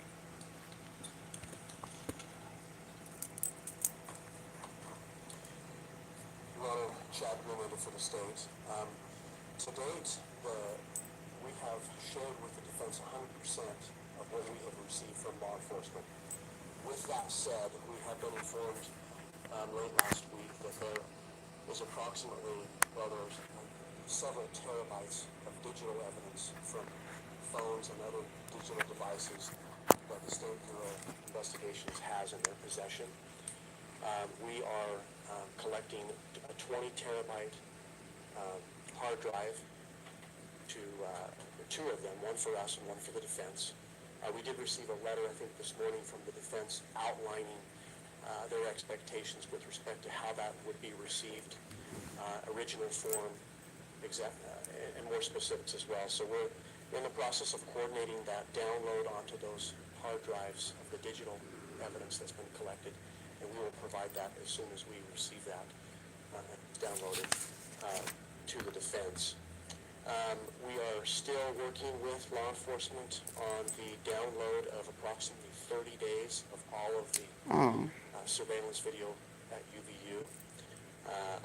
We were told it was approximately 300 terabytes, and that's being downloaded 24/7, so that is still in process. So we're actively working on that and looking forward to collecting that and passing that along to the defense. It will need to be shared in some sort of similar fashion, I'm sure, with respect to hard drives. Thank you, Mr. Greenlander. And does the defense want to be heard? That is correct, Your Honor. Stacey Visser on behalf of the defense. We are in communication with the state about what we believe is missing at this point, and we are anticipating a large amount of digital discovery in the next few weeks that we will need to process. All right. Thank you. May I supplement this conversation, Your Honor? Briefly. Thank you, Your Honor. We've kind of divided up discovery responsibilities, and mine is to address what I'll call non-digital forensics. So there are many items of seized evidence that have been sent to various law enforcement labs around the country without getting into the details. We have some very, what I'll refer to as summary reports of those evaluations. But as the state attorneys know, we're going to need all of the underlying data, notes. These relate to things like DNA and other forensics. So if we haven't provided them with a very, very detailed list of the types of documents we need, we will. But I think Mr. Greenlander could speak to this in more detail in terms of the status of that. But I think that's another big chunk of materials that presumably the state attorney's office has not received yet from law enforcement. And so obviously they haven't had a chance to give it to us. We haven't had an opportunity to look at it or to have our own experts review those types of materials. Thank you, Mr. Novak. All right, before Mr. Greenlander. We'll make a point to follow up on that with the law enforcement agencies. We'll communicate with defense counsel on that, Judge. I appreciate the cooperation between the parties. Before the court proceeds further, it's appropriate to address the record. The court notes the recent filing by victim representative Erica Kirk involving the statutory right to a speedy disposition of the charges under Utah Code Section 77-38-7 sub 2. This court raises this issue solely to ensure that the record accurately reflects the statutory obligations governing the matters presently before it, and not to suggest any view regarding the merits or outcome of these proceedings. Under the statute, a crime victim has a right to a speedy disposition of charges free from unwarranted delay. When considering a defendant's request to continue a previously scheduled trial or other significant criminal proceeding, the court must inquire into the circumstances asserted as the basis for delay and must consider the victim's interests in timely resolution together with the defendant's constitutional and statutory rights.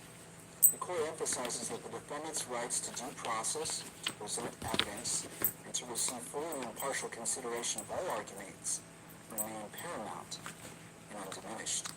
The court's responsibility to balance these interests faithfully and without preference to any party. The construction on the crime scene. Yep. Justice demanded both The next day.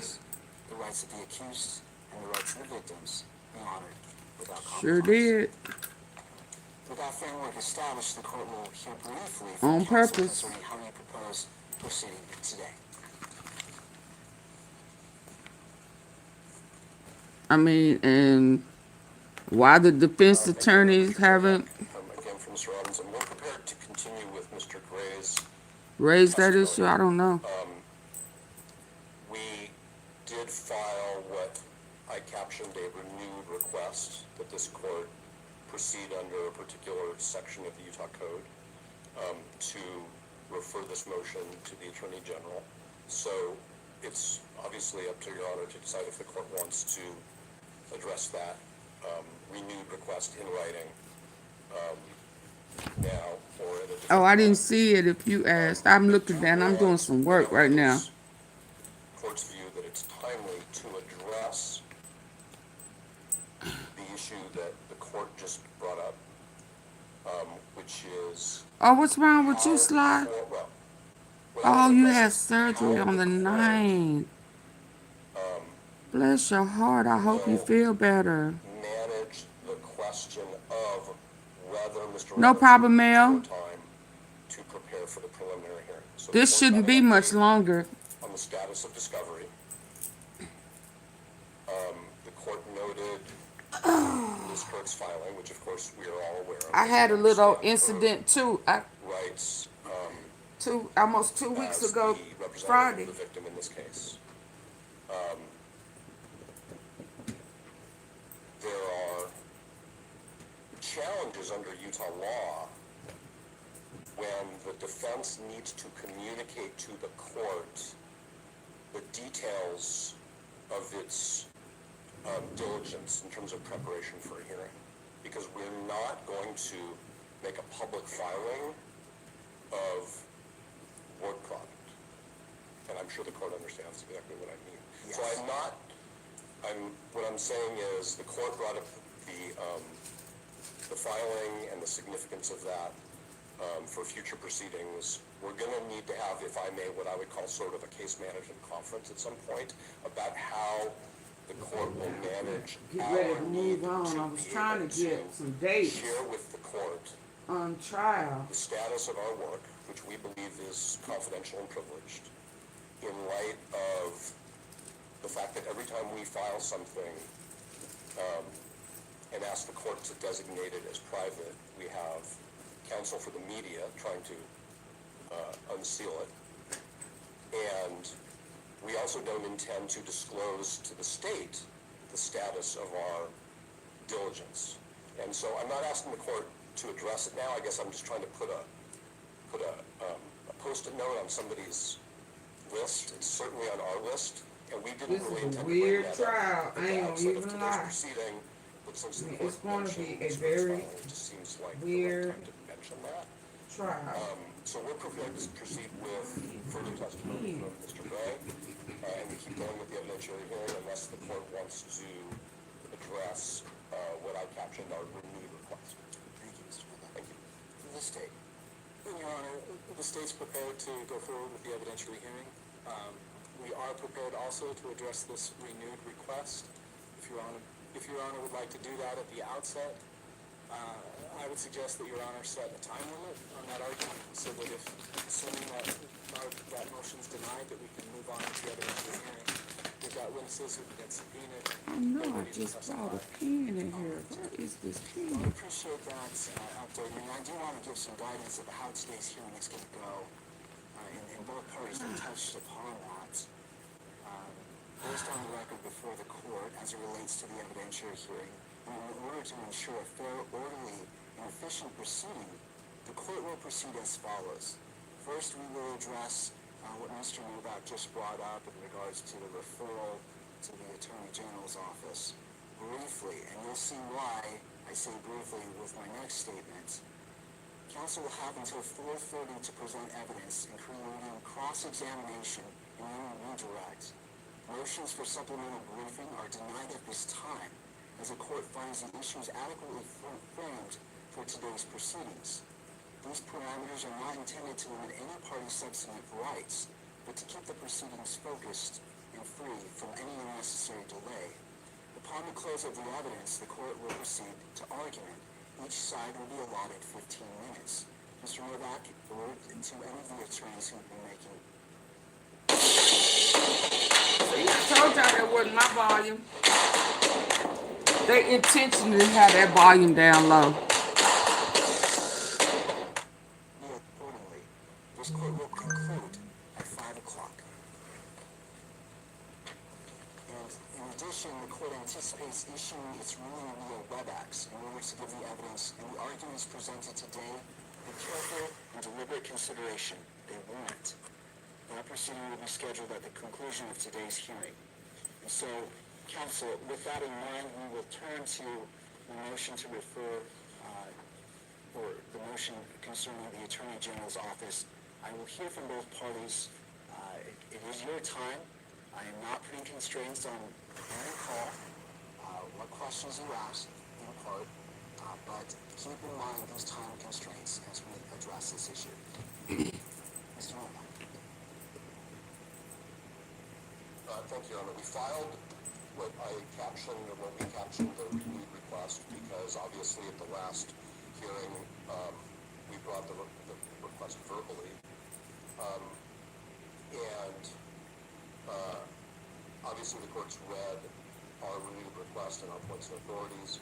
We received the brief written by Mr. Gabbard, which is very clear and very well written, and we understood the views expressed there. We just disagree fundamentally on what that code section means. We disagree fundamentally on the suggestion that there's a separation of powers problem.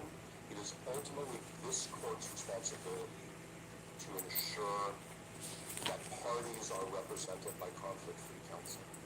Obviously, in the legal profession, there is an initial expectation that counsel will avoid conflicts, but there are always situations where the party needs to bring a conflict on the other side to the court's attention, and the court has both the statutory authority and the inherent authority under the common law to do something about it. So we do believe that this is well within the court's discretion. The statute actually tells the court that it needs to encourage the state to seek assistance. That seems to be a gentle way to say that the state is at least disqualified from litigating its own disqualification issue. And then I'm going to reserve the rest of my time for our evidentiary hearing and closing arguments. Thank you, Mr. Novak. Turning to the state, Mr. Gabbard.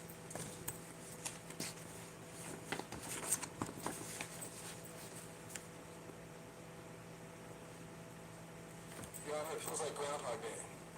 Here we are, we've got, again, we're supposed to be having an evidentiary hearing, and Mr. Gray should be on the stand, and instead we're arguing again this issue about whether this court can refer this issue to the Attorney General's office. And I guess if I were in Your Honor's position, I'd be wondering why the defense insists on raising this issue in a way that doesn't allow this court or the parties to be able to fully analyze it and brief it. The defense finally did file a written motion, but waited until Friday afternoon to file that. So, as we've outlined in our alternative point in our response, I think this court would be well within its discretion to just deny that motion as untimely. But on the merits of that motion, I think, as we've explained in our response, and Your Honor's indicated that you did that, I think we've explained clearly why this statute does not apply in the way that the defense claims it does. And I'm happy to walk through the statute and the points that we've made. I don't want to belabor that. If Your Honor has any questions about the statute, I'm happy to answer those. But I think it's clear that this statute does not allow the court to replace a prosecutor. At best, what it allows is the court to recommend. Now, one of the prosecutors is related to who? So I don't believe that this statute has any application. The cases that the defense has cited are irrelevant to this issue. And for those reasons, unless the court has any further questions about the state's opposition, I'd submit it. Thank you, Mr. Ballard. Anything further from the parties before this court issues a ruling? No, thank you. All right. So before this court's defendants renewed request to refer the pending motion to disqualify to the Office of the Utah Attorney General. In support of that request, the defendant relies upon Utah Code Section 17-18-304, which provides that the Attorney General shall assist the county prosecutor only if the court finds that the prosecutor is unable to satisfactorily and adequately perform the duties of prosecution and recommends that the prosecutor seek additional legal assistance. The defendant argues that where there exists a non-frivolous basis, factual basis, suggesting a potential conflict of interest, the court should make such a finding and recommend assistance from the Attorney General. The court has carefully considered that argument and reviewed the briefings. However, the statute does not adopt the standard proposed by the defendant, nor does such a standard appear in existing case law or court rule. The statute requires specific findings regarding the prosecutor's inability to satisfactorily and adequately perform prosecutorial duties before referral is appropriate. At this stage of the proceeding, the court is not persuaded by those statutory conditions have been met. Based on the record presently before the court, there is no indication that the Utah County Attorney's Office lacks the resources, knowledge, or ability to litigate the motion to disqualify on behalf of the state. Accordingly, the court cannot make findings required under Section 17-18. Yeah, I can hear. Hold on. Justify referral to the Attorney General's office. Without expressing any views on ultimate merits of the motion to disqualify itself.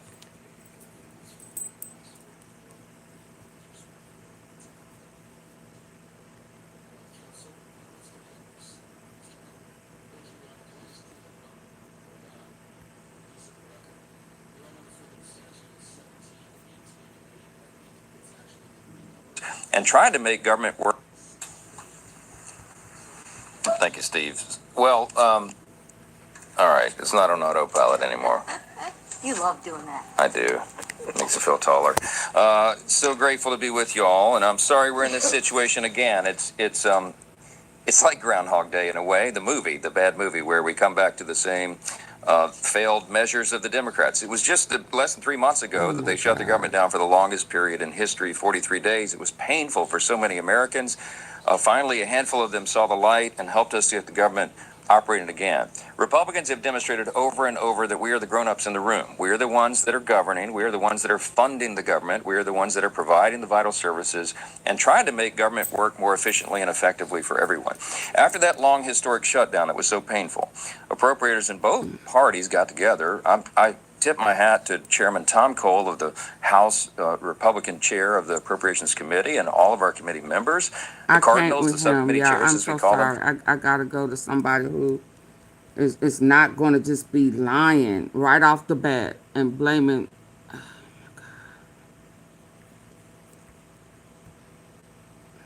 Oh my God. Very appropriation bills that were included in that package, and now we have fully 96% of the federal government funded. So that's a good win, a good day for the appropriations process. Appropriation bills that were included in that package, and now we have fully 96% of the federal government funded. So that's a good win, a good day for the appropriations process, a process which enabled a lot of our members who in past years had not been able to participate because many of these things are negotiated behind closed doors. Go out and come back in. In the leader's office, an opportunity to be heard and in a regular order when it comes to actually funding the government. So very appreciative of what the House did today. That bill will be headed to the president, and we will have fully 96% of the federal government funded. What that means is there's still another 4% that's not funded and is operating on a 2-week continuing resolution, which I had argued at the time was way too short to allow anything consequential to happen when it comes to resolving the issues around DHS. But that being said, the Democrats insisted on it. Speedy So recovery. those discussions will He get wanted the underway. government shut down, Katie just Britt will lying. lead Yep. that on our side. Because he was trying to cover up for but the ultimately, Epstein that's going file. to be a conversation between the President of the United States and the Democrats here in the Senate. What I hope it doesn't devolve into is something that, makes it harder, not easier, to deport and detain dangerous illegal aliens in this country. And I also hope that it focuses on protecting and ensuring that the law enforcement officers in this country are safe in their jobs, and that a lot of the tumult that we've experienced in some of our cities around the country starts to dissipate as they are able to effectively function and do what the American people expect them to do. So that's what's going to be happening, at least with respect to DHS. This week, as you know, we're going to be dealing with confirming judges, and then we'll be off to the next challenge. But a good accomplishment, I think, today in terms of ensuring that 96% of the federal government will be funded. And I think that's something for which the American people can be grateful. No federal employee should be taken hostage by a government shutdown, something I've said before, and something that the House reiterated with their action today. Yeah. Will you commit to putting the SAVE Act on the floor, and will you sidestep the filibuster to get it passed? Well, we will get a vote on the SAVE Act at some point, and I'm not sure exactly what that context will be. It might be, maybe it's in the context of voting on the DHS bill if something's agreed upon. But there will be at some point a vote on the SAVE Act. With respect to the filibuster, I think we all know where the votes are on that. Do you agree with President Trump saying that we should nationalize some of the federal elections in the country? And also, do you have any concerns about DNI Gabbard's presence at that Fulton County operation in Georgia? I don't know what she was doing in Fulton County. You'll have to ask her about that. But with respect to nationalizing elections, I think the president has clarified what he meant by that. And that is that he supports the SAVE can't Act. see. So with respect to whether or not that's how many people are coming and leaving. Ensuring that you can't see how many likes it is. Vote in our elections, that's something I think we all agree with. There are other views probably when it comes to nationalizing or federalizing elections, but I think at least on that narrow issue, which is what the SAVE Act gets at, that I think that's what the president was addressing. The standing filibuster to try to outlast the Democratic minority under current rules. Do you have any expectation that you can succeed with that, given the enormous difficulty of doing that? In fact, the big majority have not been able to. Right. Well, I guess, and I would just remind people that the coin in the realm in the Senate is floor time. There's a finite amount of it, and we have a lot of things we have to do. There's a housing bill that's awaiting action, hopefully a market structure bill, possibly permitting reform, farm bill, highway bill. You can go right down the list. Russia sanctions. There are a whole bunch of things that could be teed up for action on the floor of the Senate. And so you have to make some judgments, and the conference will have a conversation about that. I've committed to that we will talk about that idea and determine whether or not what the conference's views are about it and how they want to proceed. As I said, we will vote on the SAVE Act, but exercising or triggering a talking filibuster has ramifications, implications that I think everybody needs to be aware of. So we will have those discussions, but that's obviously ties the floor up for an indefinite amount of time with not only unlimited debate, but also unlimited amendments, all of which can reset the clock. So it's not something that it's going to take something that entail a tremendous amount of effort, work, and cooperation. And at the expense of the other things we might be doing in the Senate. But we're going to have a discussion about it and see where our conference is. After meeting at the NRSC today, what is the environment like for Republicans, and what do you think you guys need to do better heading into the midterm elections? I think we feel really good about where our Senate races are. The Democrats are targeting a number of our incumbents, and so we've got some races that are going to be expensive and hard fought in places like Maine and North Carolina. The Democrats are bullish on other states like Ohio and Alaska, but we also have some really good opportunities, we think, in states for potential pickups. But the one thing I can tell you is the people that are running as incumbents in our conference are seasoned veterans who will outwork any of their opponents. And I'm confident that when, with the right resources and the ability to get their message out, that we are going to be well positioned not only to preserve and protect, but hopefully to expand our Senate majority. But I don't take any of these elections lightly. I think what happened in Texas should be it's something that ought to capture our attention and help us remind us that we need to up our game and do a better job of not only putting up a record of accomplishment for the American people, but then being able to deliver that message. And I think if you look at what we've accomplished in this last year, it's a terrific record of accomplishment for our candidates to run on. The Working Families Tax Cuts had over 100 pieces of legislation included in it, which address many of the issues that working families in this country are dealing with. But we've got to get out and tell that story. And I think over the course of the next several months, we'll do that. On the Gabbard question, do you want to get briefed on her role in Fulton County? And Senator Cotton, as the chairman of the Intelligence Committee, do you have any concerns about her presence there? I let Senator Cotton speak for himself. As the chairman of the Intelligence Committee, I'm not aware of what she was doing down there, and so maybe that's a question that she can answer for the Intelligence Committee or others who have questions about her involvement there. Thank you all. Senator Cotton, any comment? No comment at all.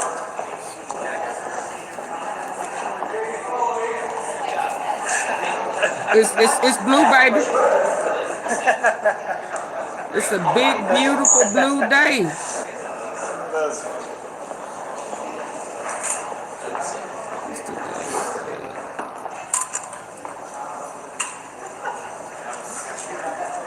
It's blue, baby.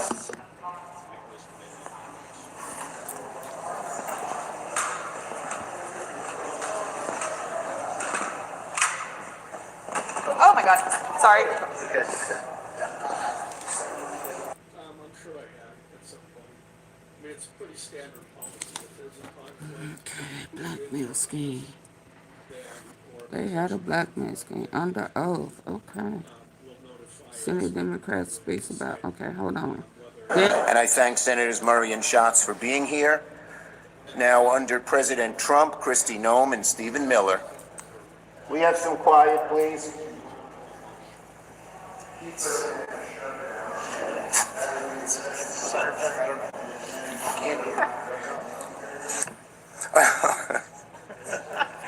Good afternoon, everyone.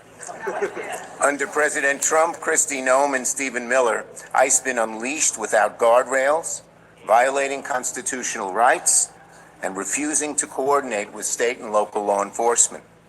That's not border security, and that's not law and order. It's chaos, created at the top and inflicted on our neighborhoods and our cities. Yesterday, Secretary Noem, who for some reason still has a job, announced that agents in Minneapolis will start wearing body cameras. Let me be clear. Kristi Noem does not get credit for agents saying agents will finally do what they should have been doing all along. And why just Minneapolis? Why not the whole country? Every DHS agent everywhere should have a body camera, and it should be on. That protects Americans, it protects officers, it's common sense. But executive actions are not enough, and this administration has proven it cannot be trusted. We don't need promises, we need law. That's why Democrats are pushing simple, uniform reforms to protect Americans everywhere. First, end roving patrols. Warrants. That's what when you arrest somebody, when you break into their house, you need a warrant. Absolutely. Why is ICE accepted from that? You don't get to scoop innocent Americans off the streets. Second, accountability. ICE must follow the same rules as local police departments, including independent investigations. And speaking of playing by the same rules, masks need to come off, cameras need to go on, every officer needs to have ID, simple, plain ID. It's common sense. If a small-town police officer in upstate New York needs to have identification, why doesn't a federal officer? Why are Republicans against this? Which is true in just about every police department in America. What are they hiding? Who is Noem hiding? Who is she protecting? Is it because that so many have bad records in the ICE force or don't really belong there? No more anonymous agents. No secret operatives. These are common sense reforms, ones that Americans already know and expect from law enforcement. If Republicans refuse to support them, then they're choosing chaos over order. They're choosing to protect ICE from accountability over American lives. And one final point. Since the deaths of Alex Preddy and Renee Good, nothing meaningful has changed. Last week in Portland, federal agents fired tear gas at a crowd that included children. In Colorado, an agent stole a woman's phone, then shoved her to the ground and beat her when she tried to get it back. This must stop. Republicans must change and help us change. They need to work with us and legislate now. Senator Murray. Last week, we wrapped up 11 of our 12 funding bills and passed those bills that rejected the devastating cuts from Trump and the House Republicans. It ended the slush fund continuing resolution, and it took Congress's power of the pen back from Russ vote and rejected every far-right poison pill. But our work is not done. There is one bill left, DHS, because we cannot fund DHS if we do not rein in DHS. That is a clear, hard line. Law enforcement cannot be lawless.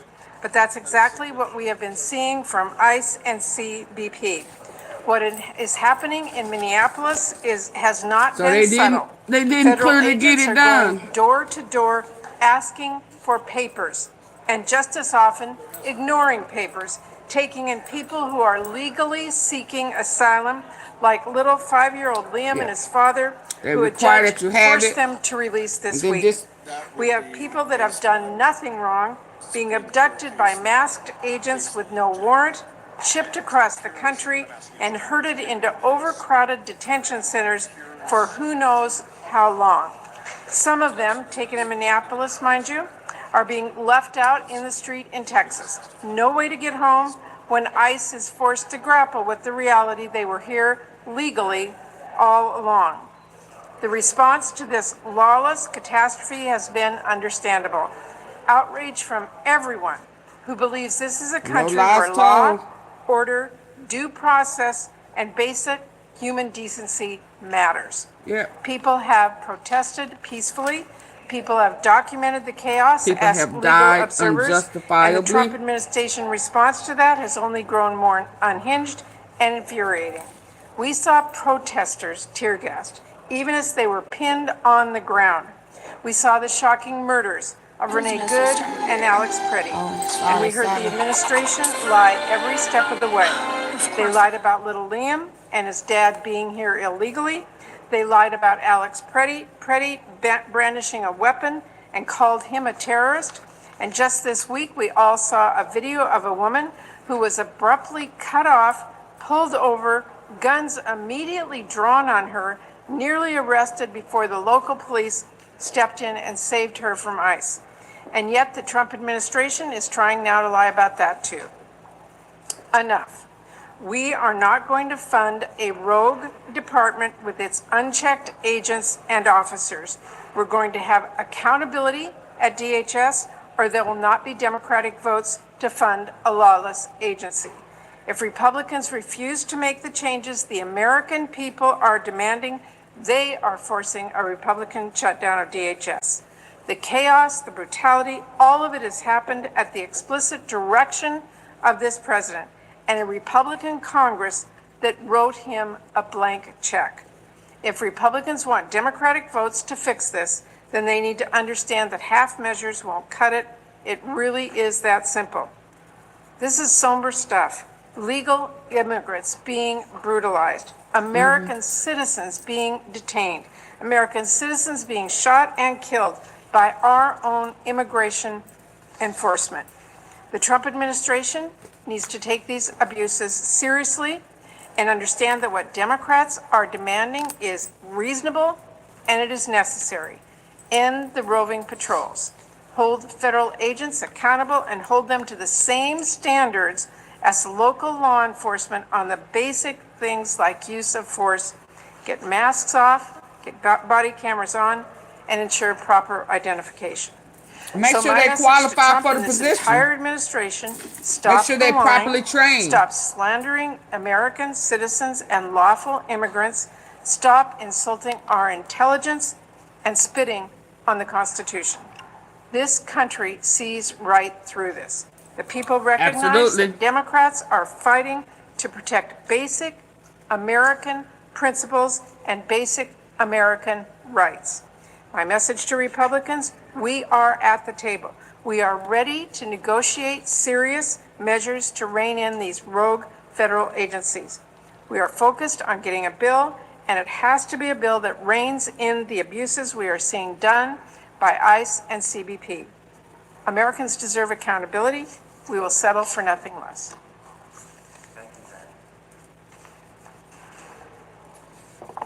This isn't about immigration. This is about an out-of-control agency. And I want to be really clear, this is not a Democratic wish list. This isn't about trying to enact immigration reform. All we're asking is that this federal law enforcement agency operate like every other law enforcement agency operates in the country, that they hold themselves to the same standard that your local police is held to. You would not tolerate it if a cop, fully masked, without identification, snatched someone off the street in broad daylight without a warrant or due process, because that is not safety. That is government thuggery. That is government thuggery.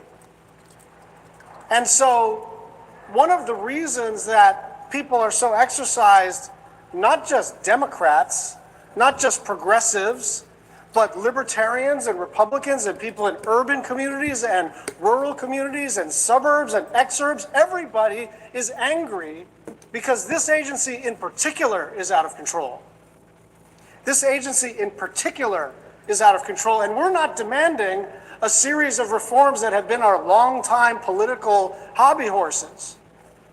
This is not an immigration debate. This is about the rule of law. This is about whether or not someone can present themselves to you as a law enforcement officer and not have any proof that they are a law enforcement officer. And so the next 2 weeks are about putting an end to that. Agents need warrants. They need to properly identify themselves. And if you talk to anybody in law enforcement, a service member, a federal law enforcement, a state sheriff, county PD, they all say, I'm officer so-and-so. Here's my badge. That is part of public safety. ICE is asking you to say that the rules don't apply to them. The basic expectations of police conduct don't apply to them.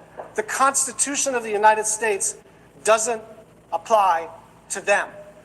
And I think Americans across the political spectrum and across every geography are saying enough is enough. Ready for your questions. Go ahead. What do you say to Mike Lee's argument that the Senate rules allow the majority to require the minority to stage a talking filibuster to stop the SAVE Act? We've got to get this done, and we've got to get it done very quickly. The SAVE Act is an abomination. It's Jim Crow 2.0 across the country. Let's we go. Are, we are going to do everything we can to stop Jim Crow it. 2.0. Yes.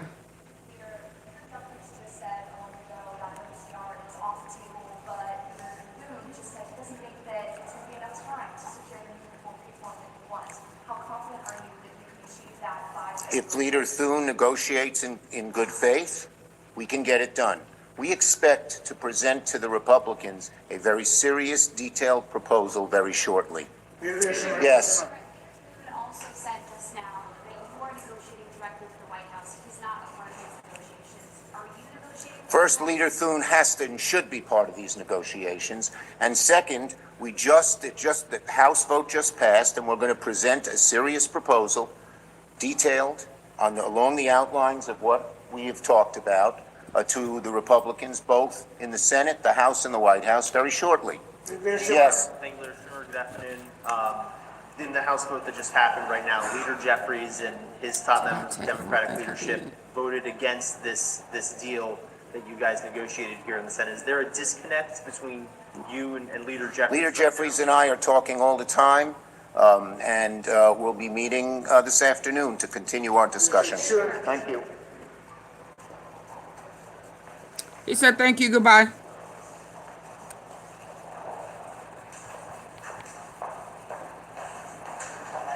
Thank you, bye-bye. So let's get to the judge. Oh, you own it.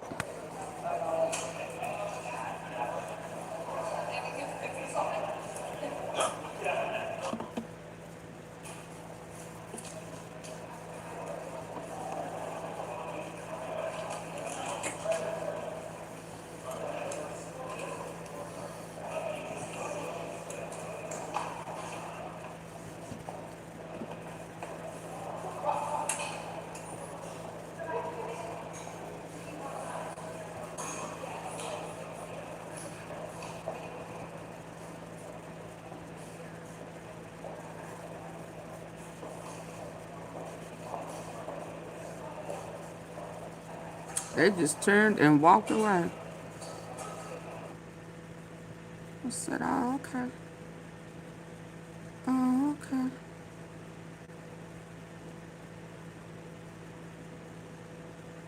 Only, no. Oh, how long is this one?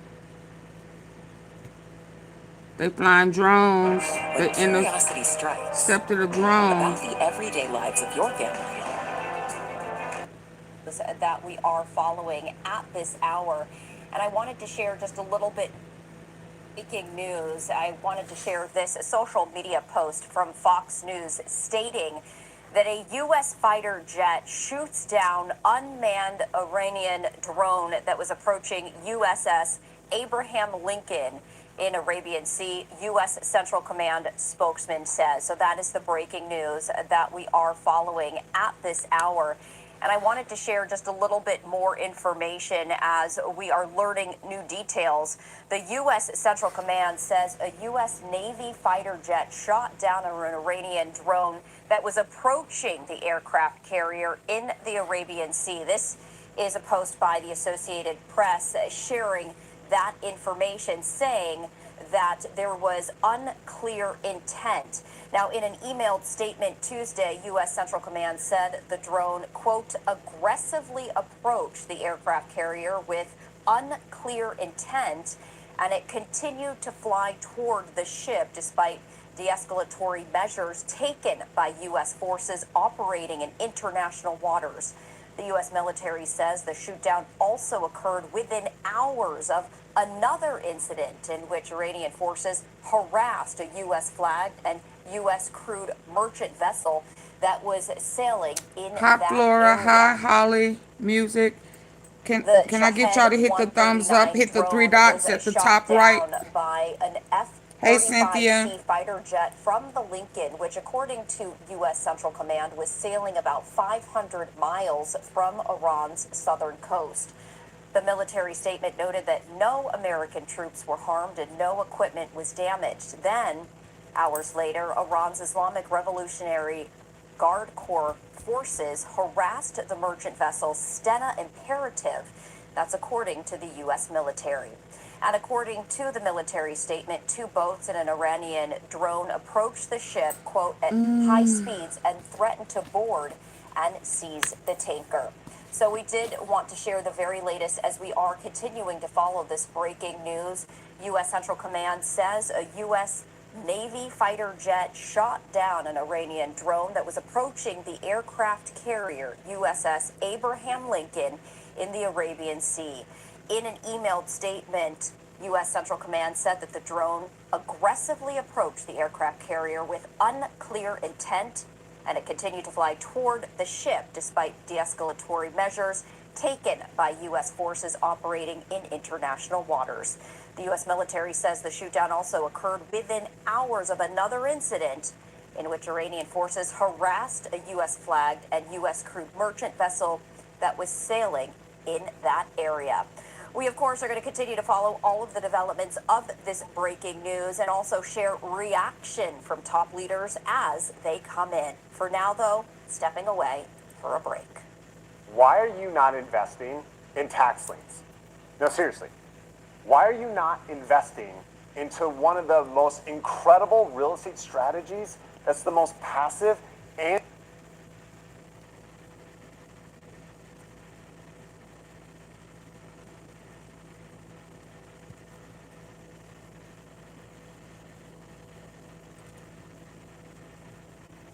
Here we go, here we go, here we go. Here we go, here we go, here we go again.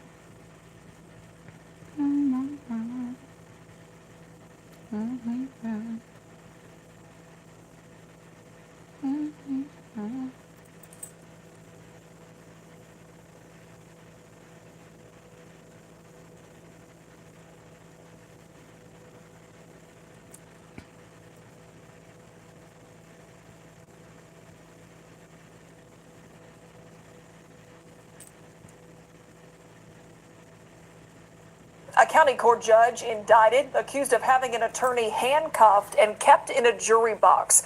Judge Rosie Speedland Gonzalez turned herself in this afternoon on both felony and misdemeanor charges. A county court judge indicted, accused of having an attorney handcuffed and kept in a jury box. Judge Rosie Speedland Gonzalez turned herself in this afternoon on both felony and misdemeanor charges. KSAT Investigates broke the story 2 weeks ago, and Dylan Collier continues to follow through now that the case has gone to a grand jury. Judge Rosie Speedland Gonzalez's legal ordeal began December 17, 2024, during an argument with defense attorney Elizabeth Russell inside County Court 13. Speedland Gonzalez ordered Russell to be handcuffed. Court transcripts show the judge berated the attorney while she sat restrained in a jury box.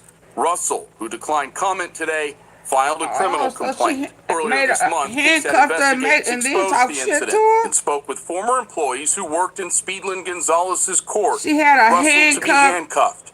Court transcripts show the judge berated the attorney while she sat restrained in a jury box. So she meant, hold on. So she manhandled the attorney in court. Outside. What do you mean outside?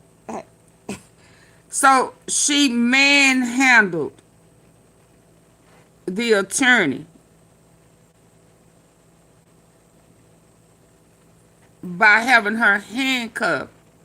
So you gonna sit here and listen to the words that are coming out of my mouth. Is that what you telling me? She forced her. Oh, wow.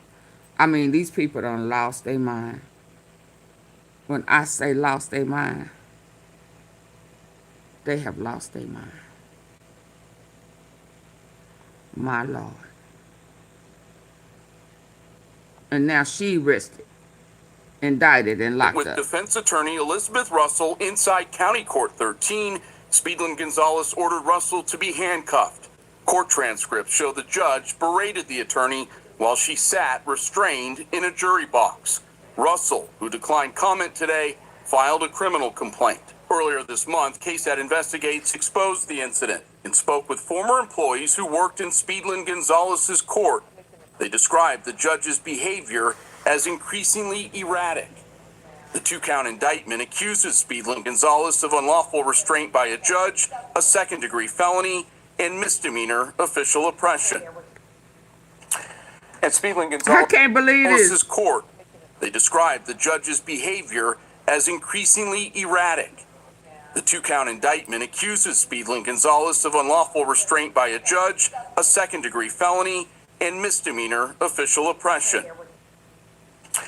And Speedlin Gonzalez did not respond to a request seeking comment. Records show she turned herself in just after noon and was released from custody around 2 o'clock. All right, so now that she's not in custody, Dylan, what ultimately happens to the judge moving forward? Yeah, she has an opponent in the March primary, which is now just over 4 weeks away. The State Commission on Judicial Conduct could also move to suspend her, which we have seen happen a couple of 6-7 months.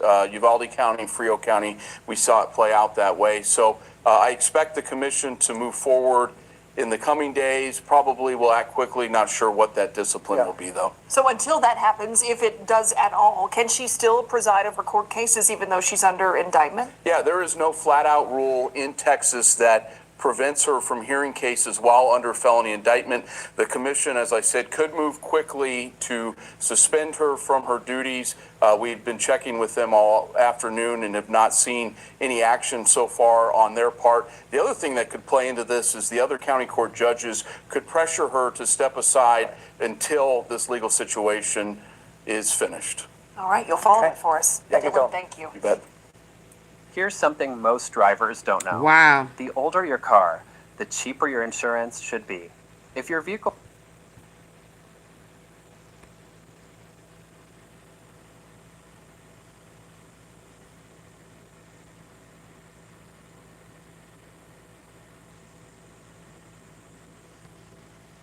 A county court judge indicted, accused of having an attorney handcuffed and kept in a jury box. Judge Rosie Speedlin Gonzalez turned herself in this afternoon. The feds say Williams and Bradley Baskin allegedly took $203,000 for themselves from one ward's legal settlement. Rashad ran group homes, and FBI agents say Williams allegedly paid him rent for wards who never lived in the homes. And we're back, y'all. Thank you for watching today. Go ahead and hit that like button, my people. You know that it helps us out a ton. Are y'all still here? And of course it helps you because it helps us keep bringing you these stories every day. Now, y'all, I'm going to give you a real quick story. Just rock with me, and then I'm going to introduce the two stories from today. Last year, 2024, in June, I decided to start making daily content about something in the legal field because we are a paralegal school, as you know. And it just so happened that the day before that, Judge Glanville in the YSL trial had locked up Young Thug's lawyer. And so when the following day I said, I'm going to make videos every day. When I started looking for Who a thing locked to up talk Young about, Thug? that came up. And y'all, the rest is history. Thug's lawyer. And so when the following day I said, trial had locked up Young Thug's lawyer. And so when the following day I said, I'm going to make videos every day. When I started looking for a theme to talk about, that came up. And y'all, the rest is history. We made that video. It hit the logarithms in YouTube and we went crazy. I wouldn't say viral, but we got thousands of times more views that day than we got the day before. And yeah, y'all. So today, in honor of that, looking back to that, y'all, we're going to be talking about a judge out of Texas who locked up an attorney, I guess, in open court. And now she's finding herself indicted. You're looking at her on the screen, y'all. That is Judge Speedlin Gonzalez. And then after that, we're going to be looking at another judge who's also doing some out-of-control activities, landing her in legal trouble as well, y'all. So we got Glanville 2.0 with Judge Speedlin Gonzalez, but Glanville just got himself taken off the case. He didn't get locked up for it, but Judge Speedlin Gonzalez did. And then we're going to take a look at another judge who's also had some out-of-control activities, y'all, getting her in trouble, as I said. So without further ado, let's go ahead and get into it. But before we do, y'all, you know that we are a paralegal school. If you've been watching our program now, you know that we've been around for 23 years. You know that we help people get going in the paralegal field. You know that we've helped hundreds of people since 2003 start their career in the paralegal field or even move up in their career. Our certificate is good nationwide, and our program comes with an internship placement so that you'll get real experience on your resume. If you're interested, y'all, we are running a discount for all of our YouTube subscribers. Click the first link down in the description. Join us. New year, y'all. New career.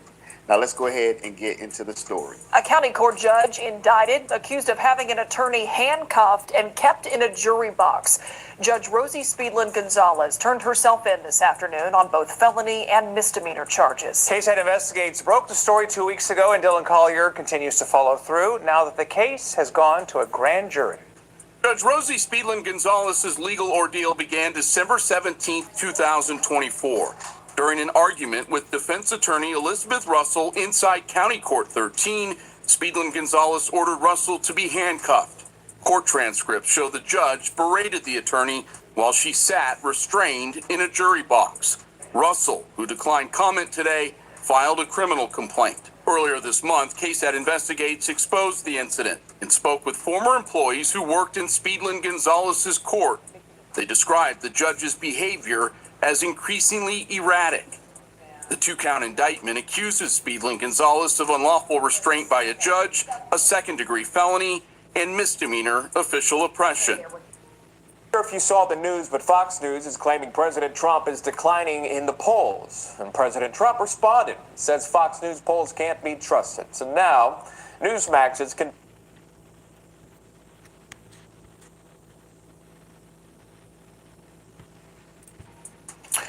And Speedland Gonzalez did not respond to a request seeking comment. Records show she turned herself in just after noon and was released from custody around 2 o'clock. All right, so now that she's not in custody, Dylan, what ultimately happens to the judge moving forward? Yeah, she has an opponent in the March primary, which is now just over 4 weeks away. The State Commission on Judicial Conduct could also move to suspend her, which we have seen happen a couple of 6-7 months. Uvalde County, Frio County, we saw it play out that way. So I expect the commission to move forward in the coming days. Probably will act quickly. Not sure what that discipline will be, though. So until that happens, if it does at all, can she still preside over court cases even though she's under indictment? Yeah, there is no flat-out rule in Texas that prevents her from hearing cases while under felony indictment. The commission, as I said, could move quickly to suspend her from her duties. We've been checking with them all afternoon and have not seen any action so far on their part. The other thing that could play into this is the other county court judges could pressure her to step aside until this legal situation is finished. All right, you'll follow it for us. Thank you, Dylan. Thank you. Now, this following background context about Judge Speedland Gonzalez is not relevant to her getting locked up, but a lot of people have been talking about this. And I'd like to get your take on it, people. I don't know what her orientation is, but I do know that she felt it very important to fly a rainbow flag in her courtroom. This actually led to a lawsuit against her, and she wound up winning the lawsuit, people. And so I just want to get your take on this. Do you think flying the rainbow flag, which has a lot to do with who you love in your heart, outside of, America, outside of the country you love, it has to do with who you love in your heart and what you do in your private, intimate times, y'all. Do you think that's appropriate or inappropriate to be flying in your courtroom? A 4-year fight for one local county judge ends in victory. In 2019, Judge Rosie Speedland Gonzalez was ordered to remove an LGBTQ pride flag from her courtroom, but she fought back. Erica Hernandez sat down with the judge to talk about what this win means. It's been a great journey, despite what I've had to face. Bexar County Court 13 Judge Rosie Speedland Gonzalez has been awaiting to return her rainbow flag to her courtroom. In 2019, a local defense attorney filed a complaint to the State Commission of Judicial Conduct that the rainbow flag shouldn't be allowed. The commission ruled the flag, along with other items like a rainbow mouse pad, to be removed. The judge appealed. We went before 3 appellate justices in front of the Texas Supreme Court back in June. We finally got their opinion last week, and they vacated any sanctions against me and dismissed the grievance that was originally filed. It was a meaningful victory not only for her, but the entire LGBTQ community. Oh yeah, he gotta go to jail. It's an important victory. The fact that she was not guilty on all counts means that we're in a new environment here in Texas. Despite winning the appeal, Judge Gonzalez says that the flag will actually not remain in her courtroom. Sly, you ain't been here a couple of days. You done missed so much good tea. You don't know about, hold up. So, here I go, Specs. Here go Messy. You can tell I done finished what I was doing. You ain't seen the bedroom. You.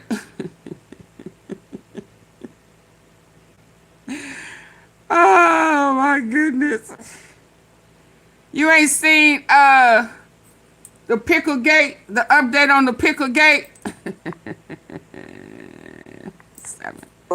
Has been sitting and will remain you missed the right update on the my pickle gate in my office. And now, y'all, we turn to Judge Andrea Baskin out of Michigan.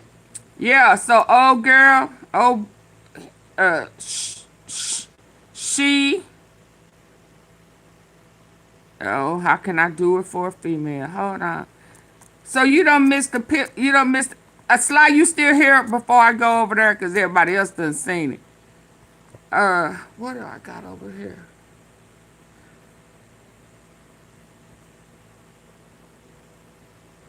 Sly, you. Oh my God.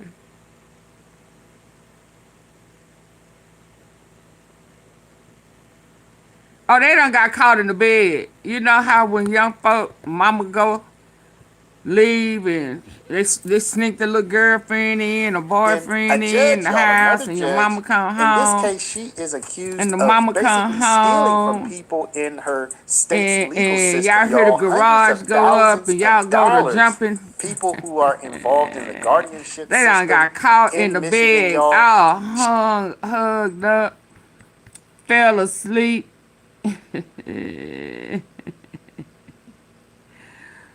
Woo-wee, ooh-wee, ooh-wee, ooh-wee. What was it? Oh, over there.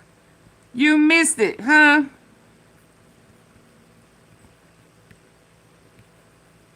How long I been on here? I must. World leaders as part of what is described as a cabal. Did you miss it? Yeah, you ain't been here. You ain't seen it. Donnie and Bubba sitting in the tree. KISSING. Oh, yeah, I don't know, y'all. Look at here. This is another unredacted. July the 7th, 97. And they want to act like ain't nothing wrong.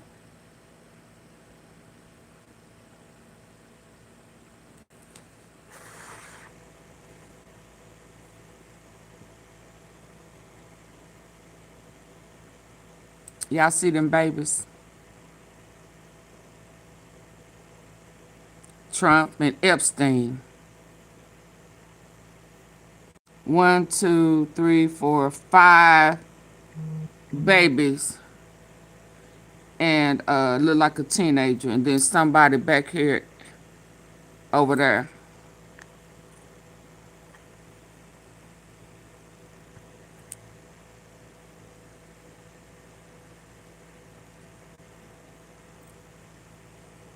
Hold on.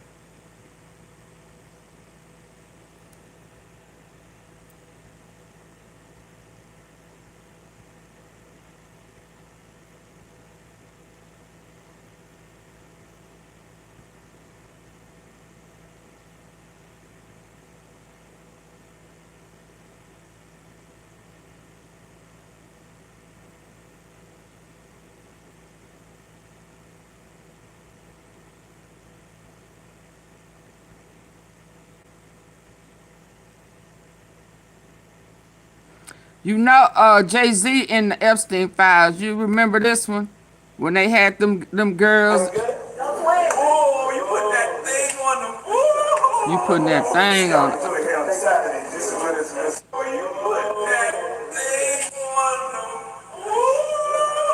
I'm trying to change the background.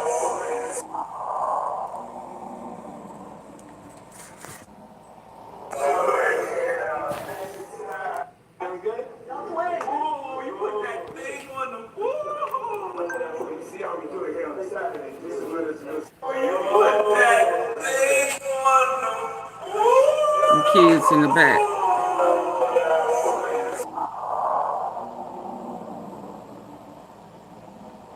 fat neck, waving at the little girls. They go Diddy, checking on the prey. Look at the wolf, checking on the prey. Damn shame. You put that thing on them. Let me get to the other one. You put that thing on them. I can't stand that. Trifling. I'm trying to get up there. It's been a minute. Let me see where it's at.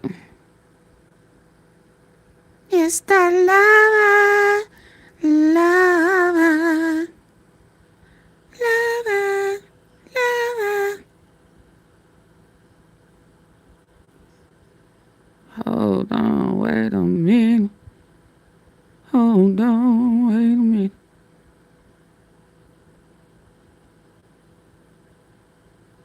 Dang, it's way up here.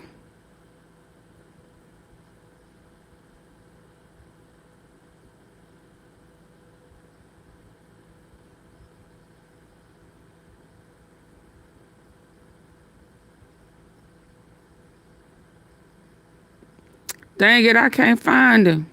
Oh, there it go.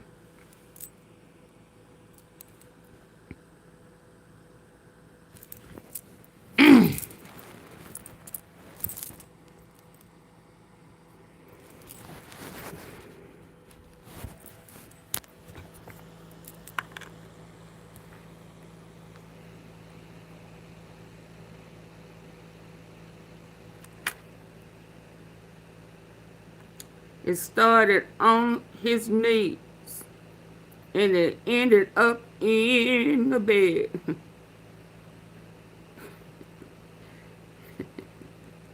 He said, my knees hurt, but my ass ain't.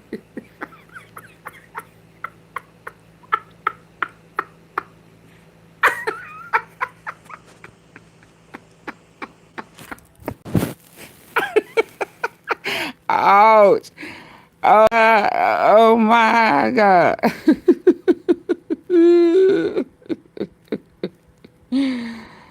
Oh my God. Oh my God. My. Okay, I'm gonna end though here. I'm gonna step away, y'all. I gotta go handle something. I gotta try to skip to the car. Skip outside, I mean. On stand. Close your mouth, close your mouth. This tea been hot, baby. This tea been hot. I'm a little early today. Had stuff I had to take care of.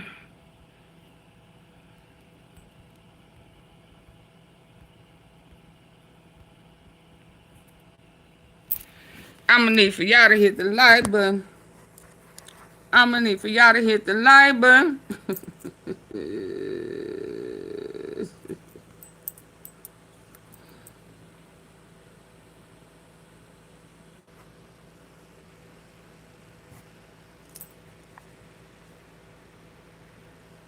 We are anonymous, and right now, the internet is watching Donald Trump scramble in the morning like a man who knows the walls are closing in, because the moment those Epstein files started exploding online, Trump did what he always does when panic hits. He tried to control the evidence instead of answering the questions. Here is what is being said in plain language. Trump is frantic, furious, and desperate, and the claim is that he is pushing his Department of Justice to delete Epstein files that include his name. Not quietly, not calmly, but in a frantic rush, because the story is getting away from him. We are aware of at least 2 additional files referring to Trump having parties at Mar-a-Lago described as girl parties. And the point is not just that they exist, it is that people have already downloaded the documents. That matters because once the public has copies, the usual trick of making something disappear stops working. When the public says we saved it, the fear on the other side is real. The documents being discussed include a slide and a PowerPoint presentation described as coming from the FBI labeled prominent names. To Donald Trump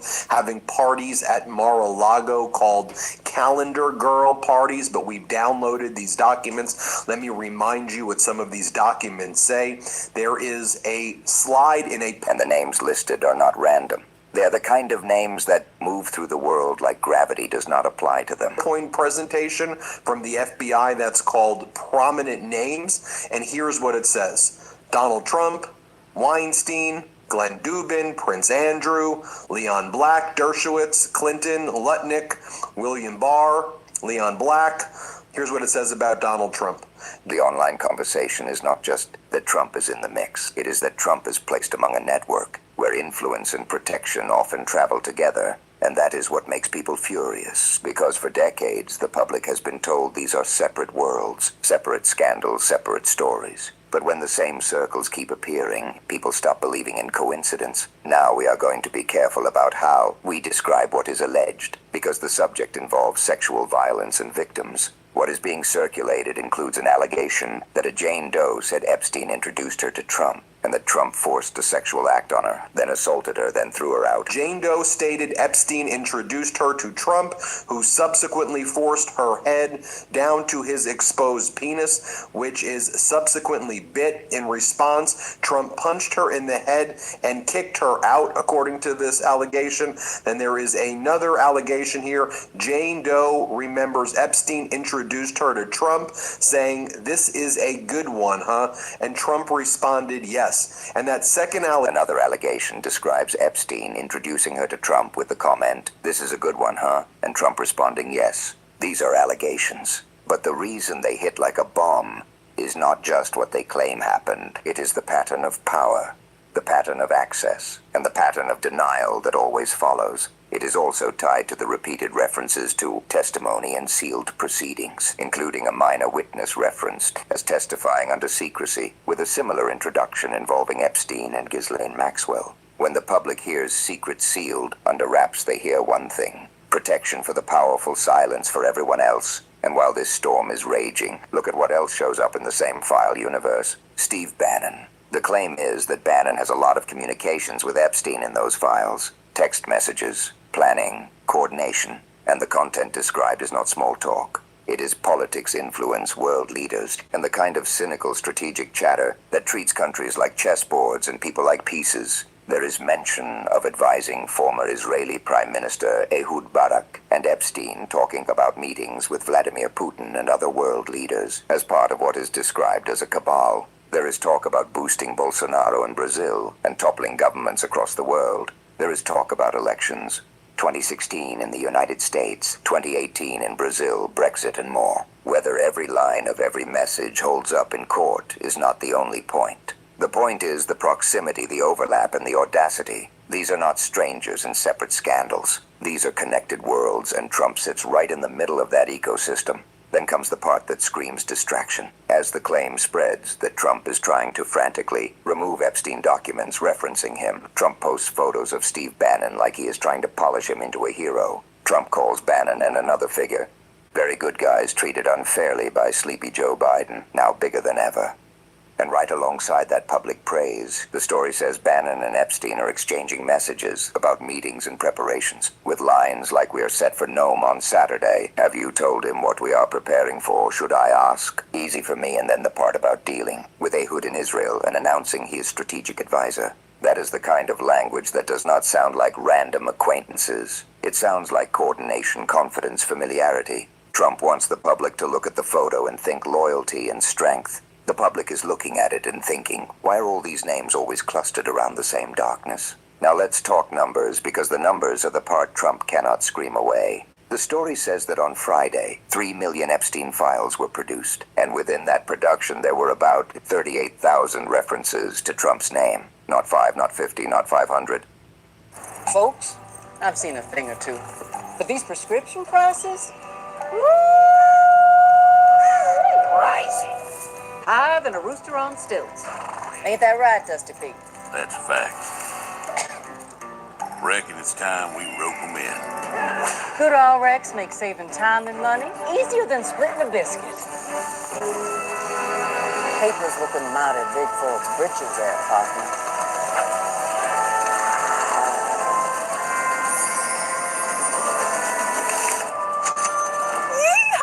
That's what I'm talking about. In shorts or not, Good RX is the winning hand. With up to 80% off at pharmacies nationwide. Even get them delivered. Lickety-split. Because when it comes to your health, Sky-high prices can get. Y'all keep wrangling them savings down, you hear? save time and money on prescriptions. Check Good RX.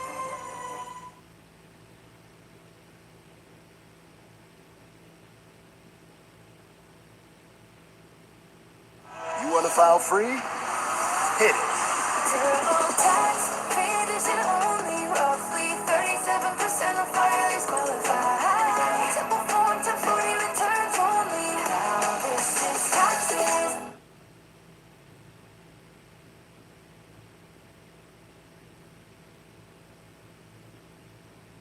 Tens of thousands of references, and even that is described as only a partial production, with millions more documents still being withheld, potentially tens of millions more pages. The claim is that Trump appears on about 5,000 files, but there are about 38,000 name references so far. That distinction matters because Trump defenders will try to play word games. The public is not playing anymore. The public hears 38,000 references and asks one simple question: why does your name keep showing up? So what does Trump do while people are processing that? He posts about arches in India. He posts a triumphal arch and says ours will be the greatest of them all, like he is a man building monuments while the country is falling apart. Meanwhile, the story describes Americans being psychologically tortured living paycheck to paycheck in Trump's disastrous economy, while a government cabal is covering up a child sex trafficking ring. Trump is out here chasing vanity projects and foreign magazine covers, while the public is staring at documents describing the most despicable material imaginable. Then he posts an India Today magazine cover, calling him the mover and the shaker, even though the article is described as critical of the disruption unleashed by Trump. That is Trump in one image. Donald Trump is posting India's beautiful triumphal arch. Ours will be the greatest of them all. Then Donald Trump posts this magazine cover from India Today. He posts criticism like it is praise because he is addicted to attention and allergic to accountability. Then the trade deal part lands like an insult. The story says the European Union and India entered what is described as the mother of all trade deals, and America is being excluded from major international agreements. And it says Newsmakers of the Year 2025, the mover and the shaker. And it's actually an article that is very critical and is very much against what Donald Trump is doing. If you actually read this, it says, bolstered by electoral wins, Modi pushed full steam ahead with his Reform Express in 2025, even as he countered the disruption unleashed by Donald Trump. That's why Trump is called the shaker, the disruptor, the destroyer. And Donald Trump posts that up like it's a good thing that now the European Union and India... And Trump acts like that is a flex. You think that is a good thing, Donald? This is the kind of leadership where the country loses influence, and Trump celebrates the headlines anyway, because he cannot tell the difference between national strength and personal ego. And when he is not posting about arches, he is ranting like a lunatic. The Grammys are the worst, virtually unwatchable. CBS is lucky. Trevor Noah is a loser. He goes on and on. Then he pivots into the Epstein subject because he cannot help himself. He claims Trevor Noah said incorrectly that Trump and Bill Clinton spent time on Epstein Island. Trump says wrong, he cannot speak for Bill, but he has never been to Epstein Island. Then he tries to reframe it like he has never even been accused of being there, and threatens to sue Trevor Noah for money, because Trump always thinks he can litigate reality into silence. But the internet is not stuck on the island question alone. The point being made is that Epstein did not need to bring people to an island to bring the island to them. The story claims Epstein Island came to Trump at Mar-a-Lago, and Trump brought the Mar-a-Lago spa to Epstein's home in Palm Beach a few miles away. The message is blunt. You can deny one location, but you cannot erase the relationship, the proximity, the history, and the network. Then there is the lawsuit obsession.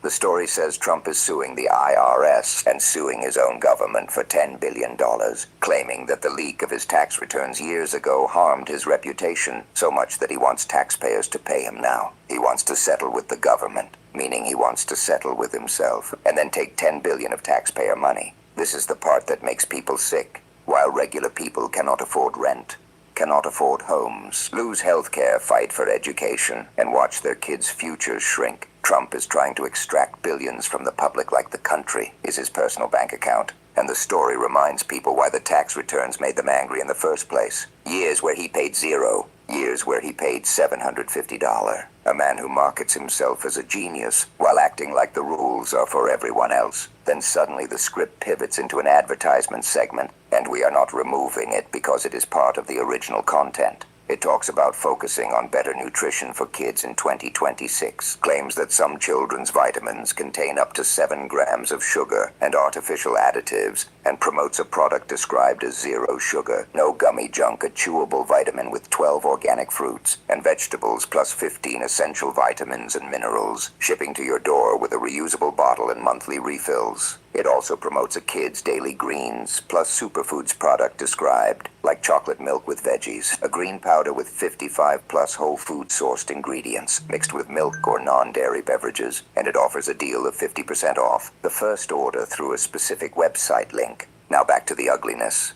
The story notes that the Epstein file release exposed the names of at least 53 victims in a review, and it describes a file that contained photos with faces of underage girls included in what the Department of Justice produced. The point is not curiosity. The point is harm. This kind of release done recklessly re-traumatizes victims, puts them at risk, and proves the system still does not center the people who were exploited. And while that damage happens, the story says the DOJ is still withholding documents anyway. So you get the worst of both worlds. Victims are exposed, but the powerful are still protected. And it is not just Epstein. The story moves to a separate scandal and claims an exclusive report about alleged wrongdoing involving the United States. Spy Chief Tulsi Gabbard with a whistleblower complaint so highly classified. Tulsi Gabbard, who many suspected was a spy chief for other governments against the United States, but a U.S. official has alleged wrongdoing by Gabbard in a complaint that is so highly classified it has sparked months of wrangling over how to share it with Congress, according to people familiar with the matter. A whistleblower complaint is said to be locked in a safe, that it is so classified and no one knows how to deal with it. A U.S. intelligence official has alleged wrongdoing by DNI Tulsi Gabbard in a whistleblower complaint. The filing of the complaint has prompted a continuing behind-the-scenes struggle of how to assess and handle it, with the whistleblower's lawyer accusing Gabbard of stonewalling the complaint. It is locked in a safe and has sparked months of wrangling over how to share it with Congress. The complaint is described as being stonewalled, while Gabbard's office rejects the characterization and claims it is navigating unique circumstances. Whether you believe every allegation or not, the pattern is the same. Locked boxes, classification shields, behind-the-scenes stalling, and a public kept in the dark. Cover-up after cover-up is how a regime survives. Then comes the political stress fractures. A Florida Republican Congress member, Carlos Gimenez, is described as admitting Republicans are in trouble, saying what the administration has done to immigrants has turned the Latino community against them and will haunt them in the midterms. He says there should have been a course correction long ago, focusing on criminals, gang members, and people with active deportation orders, not sweeping up long-time residents and grandmothers caught in enforcement actions. We should have been focusing on criminals and gang members and people with active deportation orders.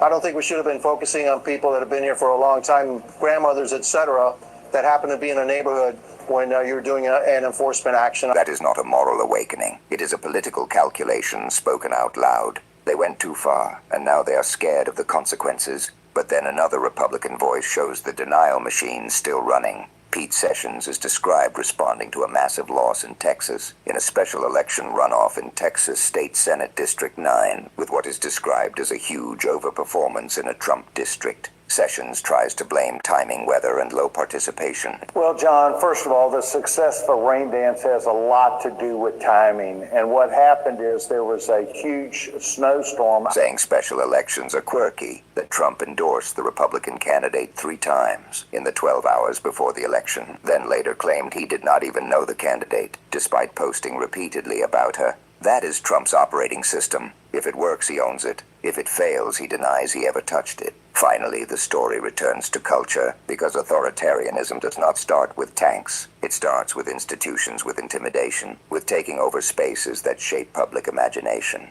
Trump is described as shutting down the Kennedy Center. After attendance collapsed, performers canceled, staff quit, and the place was driven into crisis. The story emphasizes that it is a non-profit, a cultural treasure, a memorial not meant to be run as a personal profit machine. And it had real net income before the destruction. Then we hear from an artist described as Ben Folds, who quit and said this was an authoritarian first step, a move to commandeer the arts, crush freedom of expression, and then move on to the networks and the comedians and the press, steamrollering anyone who speaks. But it was clearly the first step it was an authoritarian move. It was an authoritarian first step. And like, obviously they weren't going to start by trying to steamroller late night comedians. They thought they would run over us first. And that's much easier because it's close to home and they know what they're, and they know how to do it. But now the things that are happening are no surprise because that's, it wasn't just him. I think people misunderstand. It's not just him going in and wanting to book bands or something. It's commandeering, the government's, the arts. And then from there, that's expression. That's freedom of expression. And from there, you move on to the networks and to Stephen Colbert and Jimmy Kimmel and 60 Minutes. And you just keep steamrolling. So I was sick on my stomach when I quit because, one, I knew they were going to run in the ground. No one that they were appointing had any experience in arts administration, but that was never the point. The point was to take that, run over it, and move on. So it's rotting over, next to the Potomac in the moment, and it's just sad. The point is that when a leader cannot tolerate dissent, the arts are an early target because they are symbolic, visible, and easier to bully. And once the bully succeeds, the bully escalates. The story closes on another indicator of national fallout, warning that a major company is seeing foreign tourist numbers fall, describing an overall drop in foreign visitors. As foreign tourist numbers fall, the company posts forecasts beating earnings ahead of meeting to decide Bob Iger's successor. But it says that in the future, it appears that, now in the foreseeable future, we're seeing a 6% drop in foreign visitors overall to the U.S. in the past year. You know this is offensive lineman, but off the field, we code. This offseason, we teamed up with JackStack to build something game-changing. The JackStack Calculator. Using advanced meat math, we have created a state-of-the-art appetite What I miss? Here's how it works. What I miss, y'all? Hey, Joe, what I miss? Woo, I made it to the end. Do I need to go back and watch a little of this? Clinton calls for public hearing. Huh? Did I need to go back and listen to this? Hey, Peter, hey, was it good, y'all? Internet will not be defeated. What I miss? Oh, man, was it good? Epstein Island came to Trump at Mar-a-Lago, and Trump brought the Mar-a-Lago spa to Epstein's home in Palm Beach a few miles. Hold on, I'm sorry. Very good guys treated unfairly by sleepy Joe Biden, now bigger than ever. And right alongside that public praise, the story says Bannon and Epstein are exchanging messages about meetings and preparations, with lines like, "We are set for Nome on Saturday. Have you told him what we are preparing for, should I ask?" Easy for me, and then the part about dealing, with Ehud in Israel and announcing he is strategic advisor. That is the kind of language that does not sound like random acquaintances. It sounds like coordination, confidence, familiarity. Trump wants the public to look at the photo and think loyalty and strength. The public is looking at it and think it like a bomb is not just what they claim happened. It is the pattern of power, the pattern of access, and the pattern of denial that always follows. It is also tied to the repeated references to testimony and sealed proceedings, including a minor witness referenced as testifying under secrecy, with a similar introduction involving Epstein and Ghislaine Maxwell. When the public hears secret sealed, under wraps they hear one thing: protection for the powerful, silence for everyone else. And while this storm is raging, look at what else shows up in the same file universe. Steve Bannon. The claim is that Bannon has a lot of communications with Epstein in those files. Text messages, planning, coordination, and the content described is not small talk. It is politics influence world leaders and the kind of cynical strategic chatter that treats countries like chessboards and people like pieces. There is mention of advising former Israeli Prime Minister Ehud Barak and Epstein talking about meetings with Vladimir Putin and other world leaders as part of what is described as a cabal. There is talk about boosting Bolsonaro in Brazil and toppling governments across the world. There is talk about elections. 2016 in the United States, 2018 in Brazil, Brexit, and more. Whether every line of every message holds up in court is not the only point. The point is the proximity, the overlap, and the audacity. These are not strangers in separate scandals. These are connected worlds, and Trump sits right in the middle of that ecosystem. Then comes the part that screams distraction. As the claim spreads that Trump is trying to frantically remove Epstein documents referencing him, Trump posts photos of Steve Bannon like he is trying to polish him into a hero. Trump calls Bannon and another figure very good guys treated unfairly by Sleepy Joe Biden, now bigger than ever.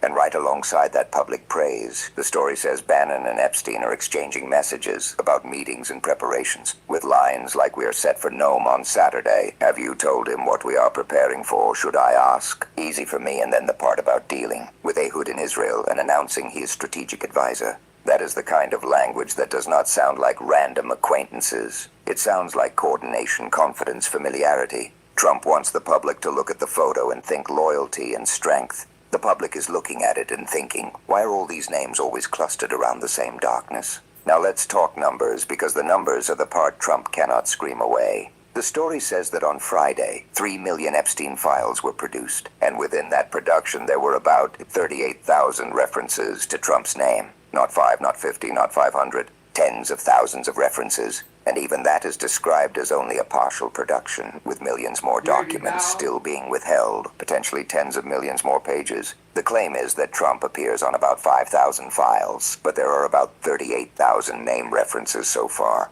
That distinction matters because Trump defenders will try to play word games. The public is not playing anymore. The public hears 38,000 references and asks one simple question: why does your name keep showing up? So what does Trump do while people are processing that? He posts about arches in India. He posts a triumphal arch and says ours will be the greatest of them all, like he is a man building monuments while the country is falling apart. Meanwhile, the story describes Americans being psychologically tortured living paycheck to paycheck in Trump's disastrous economy, while a government cabal is covering up a child sex trafficking ring. Trump is out here chasing vanity projects and foreign magazine covers, while the public is staring at documents describing the most despicable material imaginable. Then he posts an India Today magazine cover calling him the mover and the shaker, even though the article is described as critical of the disruption unleashed by Trump. That is Trump in one image. Donald Trump is posting India's beautiful triumphal arch. Ours will be the greatest of them all. Then Donald Trump posts this magazine cover from India Today. He posts criticism like it is praise because he is addicted to attention and allergic to accountability. Then the trade deal part lands like an insult. The story says the European Union and India entered what is described as the mother of all trade deals, and America is being excluded from major international agreements. And it says Newsmakers of the Year 2025, the mover and the shaker. And it's actually an article that is very critical and is very much against what Donald Trump is doing. You actually read this. It says, bolstered by electoral wins, Modi pushed full steam ahead with his Reform Express in 2025, even as he countered the disruption unleashed by Donald Trump. That's why Trump is called the shaker, the disruptor, the destroyer. And Donald Trump posts that up like it's a good thing that now the European Union and India... And Trump acts like that is a flex. You think that is a good thing, Donald? This is the kind of leadership where the country loses influence, and Trump celebrates the headlines anyway, because he cannot tell the difference between national strength and personal ego. And when he's not posting about arches, he is ranting like a lunatic. The Grammys are the worst, virtually unwatchable. CBS is lucky. Trevor Noah is a loser. He goes on and on. Then he pivots into the Epstein subject because he cannot help himself. He claims Trevor Noah said incorrectly that Trump and Bill Clinton spent time on Epstein Island. Trump says wrong, he cannot speak for Bill, but he has never been to Epstein Island. Then he tries to reframe it like he has never even been accused of being there, and threatens to sue Trevor Noah for money, because Trump always thinks he can litigate reality into silence. But the internet is not stuck on the island question alone. The point being made is that Epstein did not need to bring people to an island to bring the island to them. The story claims Epstein Island came to Trump at Mar-a-Lago, and Trump brought the Mar-a-Lago spa to Epstein's home in Palm Beach a few miles away. The message is blunt. You can deny one location, but you cannot erase the relationship, the proximity, the history, and the network. Then there is the lawsuit obsession. The story says Trump is suing the IRS and suing his own government for $10 billion, claiming that the leak of his tax returns years ago harmed his reputation so much that he wants taxpayers to pay him now. He wants to settle with the government, meaning he wants to settle with himself and then take $10 billion of taxpayer money. This is the part that makes people sick. While regular people cannot afford rent, cannot afford homes, lose health care, fight for education, and watch their kids' futures shrink. Trump is trying to extract billions from the public like the country. Yeah, that's going to be our country, not his. Reminds people why the tax returns made them angry in the first place. Years where he paid zero. Years where he paid $750. A man who markets himself as a genius while acting like the rules are for everyone else. Then suddenly the script pivots into an advertisement segment, and we are not removing it because it is part of the original content. It talks about focusing on better nutrition for kids in 2026, claims that some children's vitamins contain up to 7 grams of sugar and artificial additives, and promotes a product described as zero sugar, no gummy junk, a chewable vitamin with 12 organic fruits and vegetables plus 15 essential vitamins and minerals, shipping to your door with a reusable bottle and monthly refills. It also promotes a kid's daily greens plus superfoods product described, like chocolate milk with veggies, a green powder with 55 plus whole food sourced ingredients, mixed with milk or non-dairy beverages, and it offers a deal of 50% off the first order through a specific website link. Now back to the ugliness. The story notes that the Epstein file release exposed the names of at least 53 victims in a review, and it describes a file that contained photos with faces of underage girls included in what the Department of Justice produced. The point is not curiosity.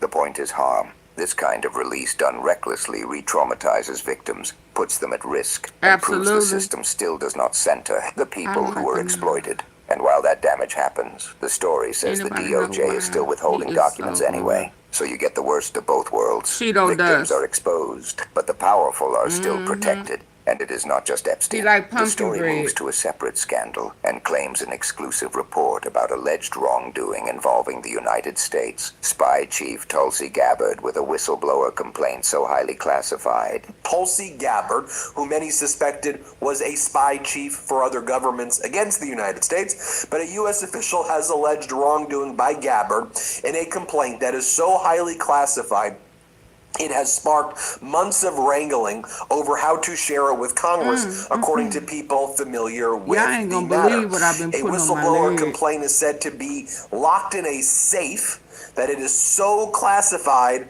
and no one knows how to deal with it. A U.S. intelligence official has alleged wrongdoing by DNI Tulsi Gabbard in a whistleblower complaint. The filing of the complaint has prompted a continuing behind-the-scenes struggle of how to assess and handle it, with the whistleblower's lawyer accusing Gabbard of stonewalling the complaint. It is locked in a safe. Now that I know, listen, now that I know they be doing that adrenochrome stuff. Hell, it may be dried up, adrenaline blood from a sacrifice. Maybe, I don't know. Over how to share it with Congress. The complaint is described as being stonewalled. When I saw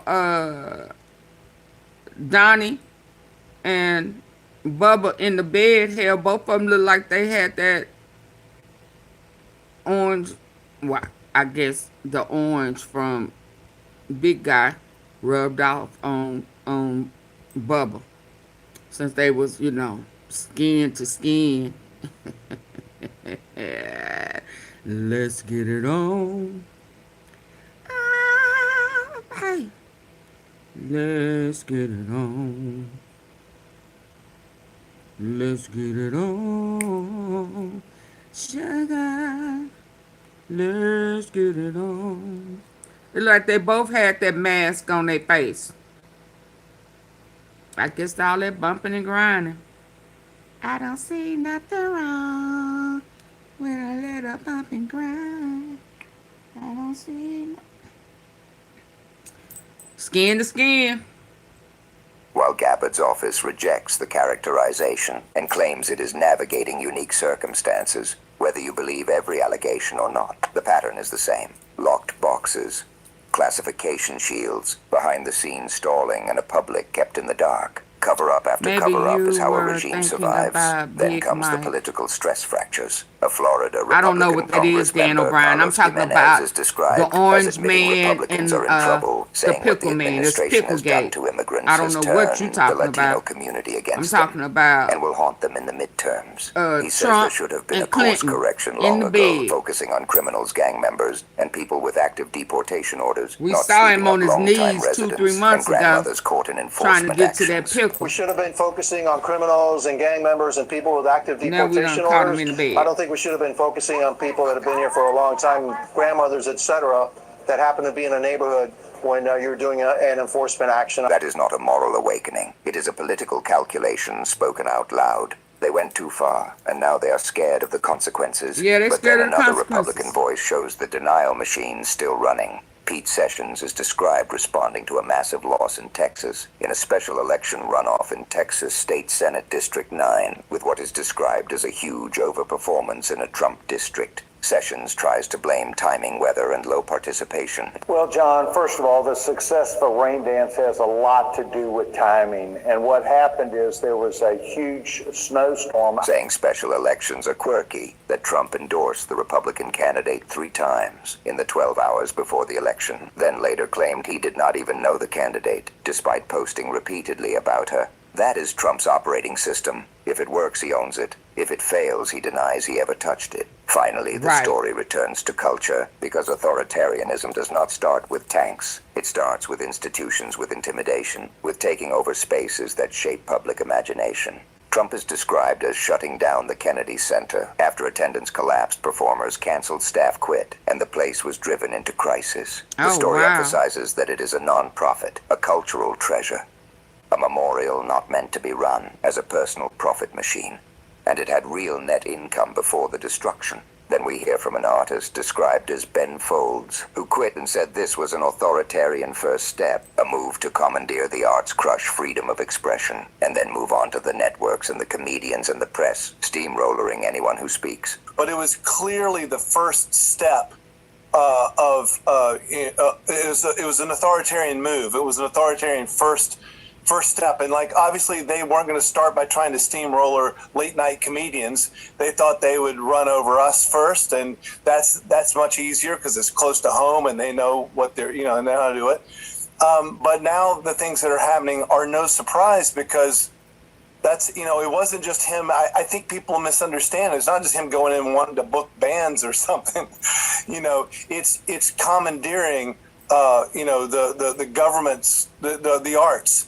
And then from there, that's expression. That's freedom of expression. And from there, you move on to the networks and to Stephen Colbert and Jimmy Kimmel and 60 Minutes, and you just keep steamrolling. So I was sick on my stomach when I quit, because one, I knew they were going to run in the ground. No one that they were appointing had any experience in arts administration, but that was never the point. The point was to take that, run over it, and move on. So it's rotting over, next to the Potomac in the moment, and it's just sad. The point is that when a leader cannot tolerate dissent, the arts are an early target, because they are symbolic, visible, and easier to bully. And once the bully succeeds, the bully escalates. The story closes on another indicator of national fallout, warning that a major company is seeing foreign tourist numbers fall, describing an overall drop in foreign visitors. As foreign tourist numbers fall, the company posts forecasts beating earnings ahead of meeting to decide Bob Iger's successor.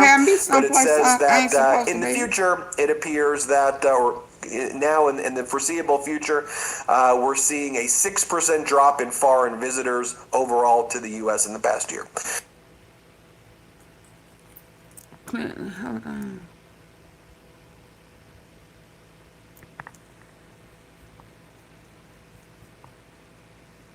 former President Bill Clinton and former Secretary of State Hillary Clinton have called Donald Trump and the MAGA Republicans bluff, as the MAGA Republicans and Trump have tried to distract from how devastating the Epstein file partial release has been by focusing on subpoenaing Bill Clinton and Hillary Clinton, and Trump and MAGA wanted to hold them in contempt if Bill Clinton and Hillary Clinton did not show up at a House oversight deposition.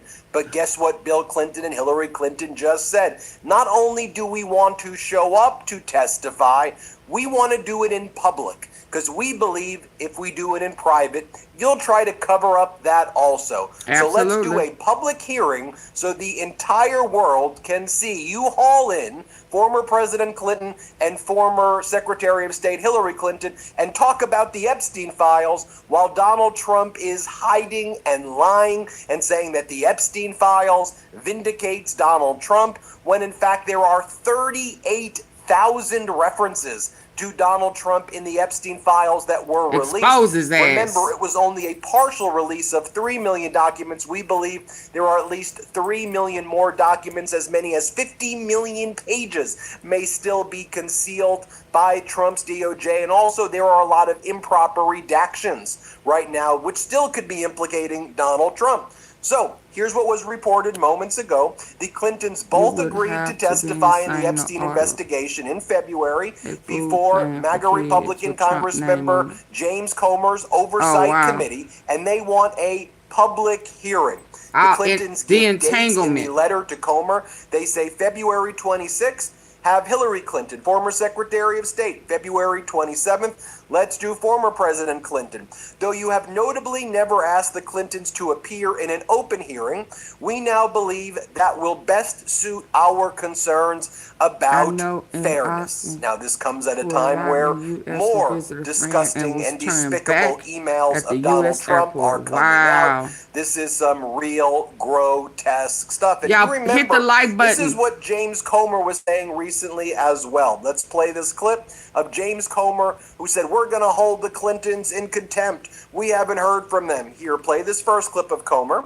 Unanimously by the committee in a bipartisan manner, we will move next week in the House Oversight Committee markup to hold former President Clinton in contempt of Congress. But not Here's Trump. Comer saying, we're going to hold them in contempt. Let's play this. Embodied the documents. She started producing the documents. Then Congress voted for the discharge petition. He must not know who all to in send there. Another message, and we all voted for that. They are sending documents. They sent a big batch. The Democrats were unhappy. They said there weren't enough redactions, so now the DOJ is going through trying to make sure they redact everything. So it's from my standpoint, the Department of Justice is cooperating. They are turning over documents. We would all like for them to turn documents over quicker. But at the end of the day, they are complying.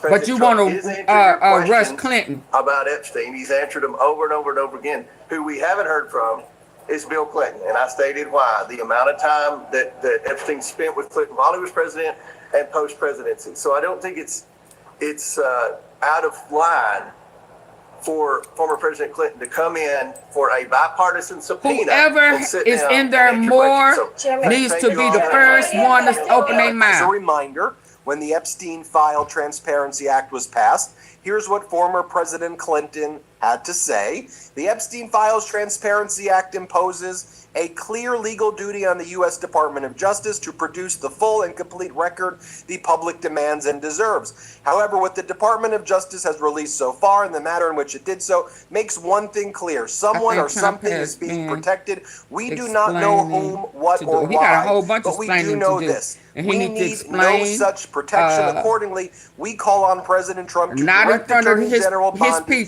to immediately release any remaining materials referring to, mentioning, or containing photographs of Bill Clinton. This includes, without limitation, any records that may exist. And then it goes on to say, release all the files. Oh, you have family in Australia? That's what they put out a few weeks ago. Now they're saying they're going to testify at a public hearing. And they want it to be public. Now it's in James Comer's court to see what he does there. And by the way, this begs the question, Donald Trump needs to testify also. He's all throughout this. But of course, Absolutely. Donald Trump will be scared. We know that about Donald Trump. I want to bring in Democratic Congressmember Raja Krishnamurthy. Congressman Krishnamurthy, it's great to see you right now. Let's talk about this because, you had the MAGA Republicans wanting to create this publicity stunt and try to distract, deflect. And, you have former President Clinton and Hillary Clinton calling their bluff and saying, all right, we'll do it in public. And so now, Comer and... Y'all hit the like button. Double tap the 3 dots at the top.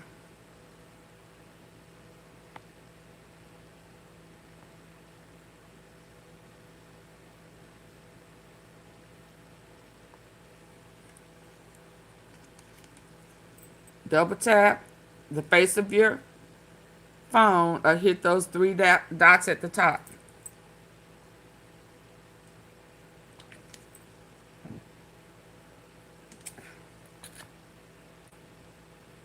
They say that lady has a ransom note.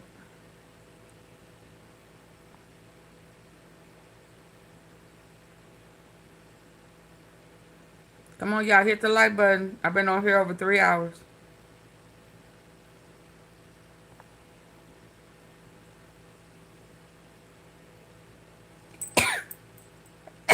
Excuse me.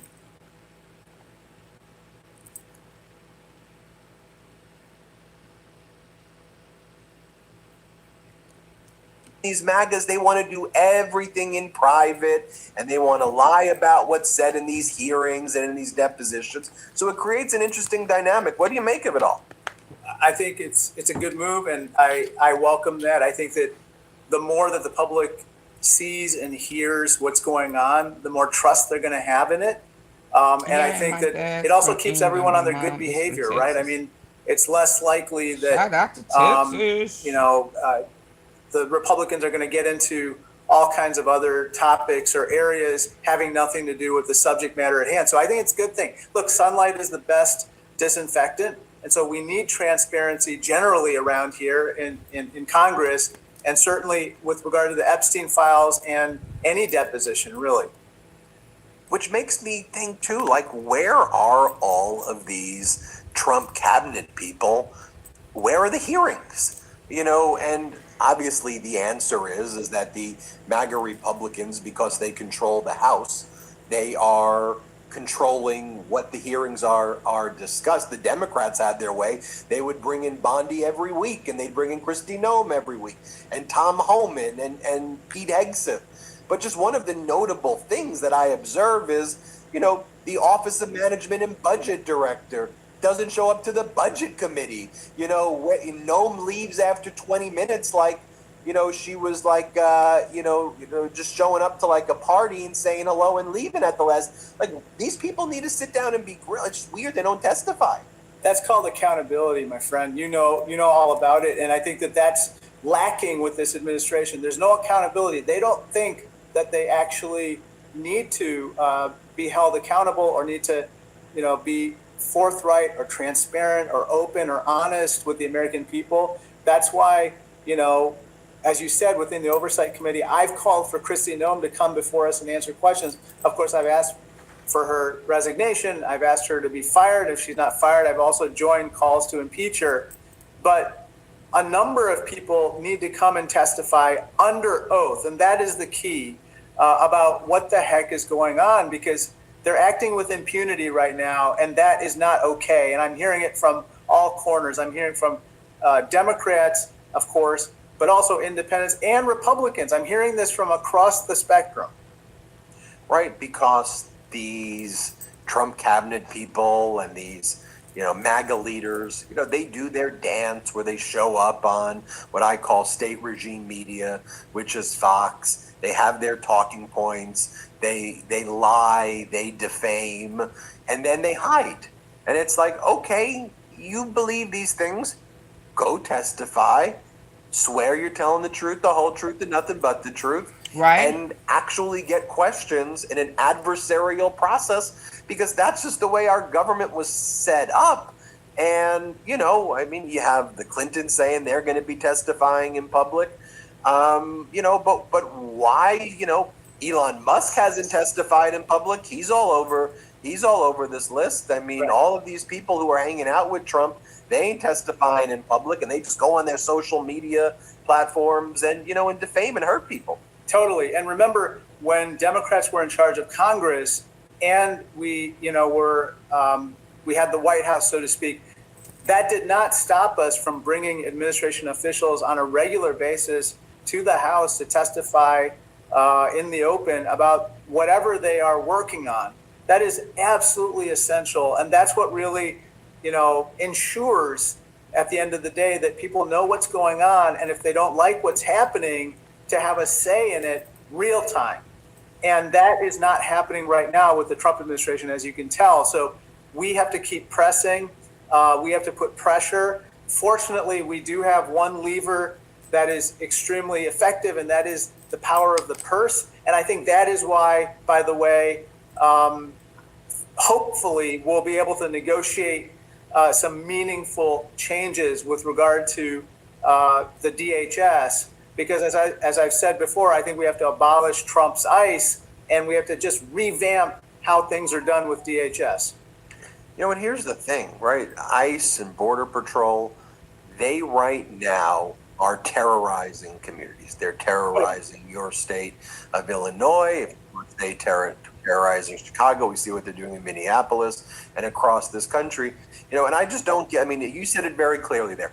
ICE and Border Patrol, the way they're composed now, whatever this thing is, this needs to be abolished. Simple, plain, simple. Send Border Patrol to the border to do the border stuff. What are you doing going inland and killing people and attacking people? I just find it so interesting when people are like, oh, that's such a hyperbolic position and so radical. To me, that's the most kind of basic, it's a centrist position in my view, of getting rid of terrorists. I mean, what are we talking about? Getting people who are engaged in terroristic activity? Look, I think, what I've said is, we need to first get rid of Kristi Noem, get rid of Greg Bovino, masks off, body cameras on, identification on, no more warrantless arrests. You need third-party investigations of abuse of discretion or use of force. And you need a situation where there are no longer roving gangs of ICE and CBP agents through our cities for no reason. It doesn't make any sense. That is abolishing Trump's ICE, in my opinion. That is like completely changing the nature of what's going on. And I got to tell you, I'm hearing this. I'm not just hearing this from Democrats. Now I'm hearing this from a broad swath of people. One person just told me a few minutes ago her uncle was a Trump voter, and he showed up to an ICE protest, and then he publicized it to everybody. I think this is like going beyond or transcending any kind of party lines. And today, because MAGA Republicans refuse to hold hearings, Democrats have to hold like shadow hearings. Right. To actually do oversight and bring attention. Like, your day has to have a hearing that is technically unofficial, right? Because the MAGA Republicans refuse to address the killings in the street by ICE and Border Patrol. Before we go, talk about that. Yeah, so in about half an hour, I'm about to participate in a hearing. It's called a shadow hearing because, as you said, the majority is not participating and not convening it. But it's important nonetheless. So it's actually a bicameral shadow hearing, one that's being done with the Senate, kind of Government Affairs Committee, Homeland and Government Affairs Committee. And basically, we're going to have a chance to meet with the Renee Good, the family of Renee Good, but also other, victims of what's happened with DHS. And Chicago, as you know, was ground zero for DHS's operations. And so I'm looking forward to, talking to victims of DHS's operations in Chicago, learning from them what happened, but also shining a light on what happened, so more people understand kind of the stakes of what's absolutely imperative with DHS, which is changing it completely. Congressman Raja Krishnamurthy, Congressman of Illinois, also happens to be running for the United States Senate seat there. Congressman, thanks for joining us. We appreciate it. Thank you, Ben. Thanks for everything. Okay.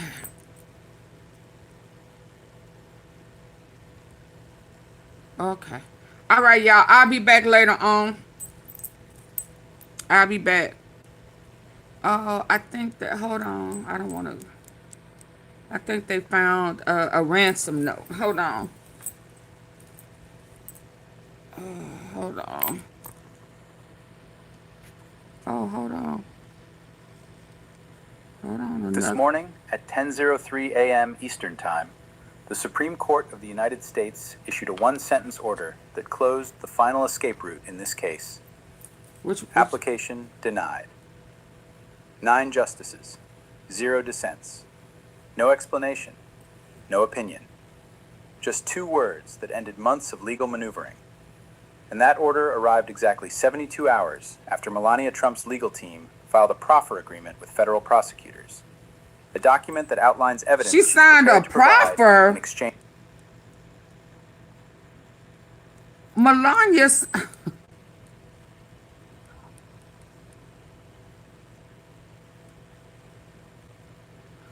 Who did he sue yesterday? Who did he sue? Harvard. Every time he loses in court, he sues somebody. Exchange for immunity consideration. Denied. 9 justices, 0 dissents. No explanation, no opinion. Just 2 words that ended months of legal maneuvering. And that order arrived exactly 72 hours after Melania Trump's legal team filed a proffer agreement with federal prosecutors. A document that outlines evidence she's prepared to provide in exchange for immunity consideration. 2 earthquakes, 72 hours apart. And the timing tells you everything about coordination. Before you dismiss this as tabloid drama or cable news speculation, let me be clear about what I'm going to show you.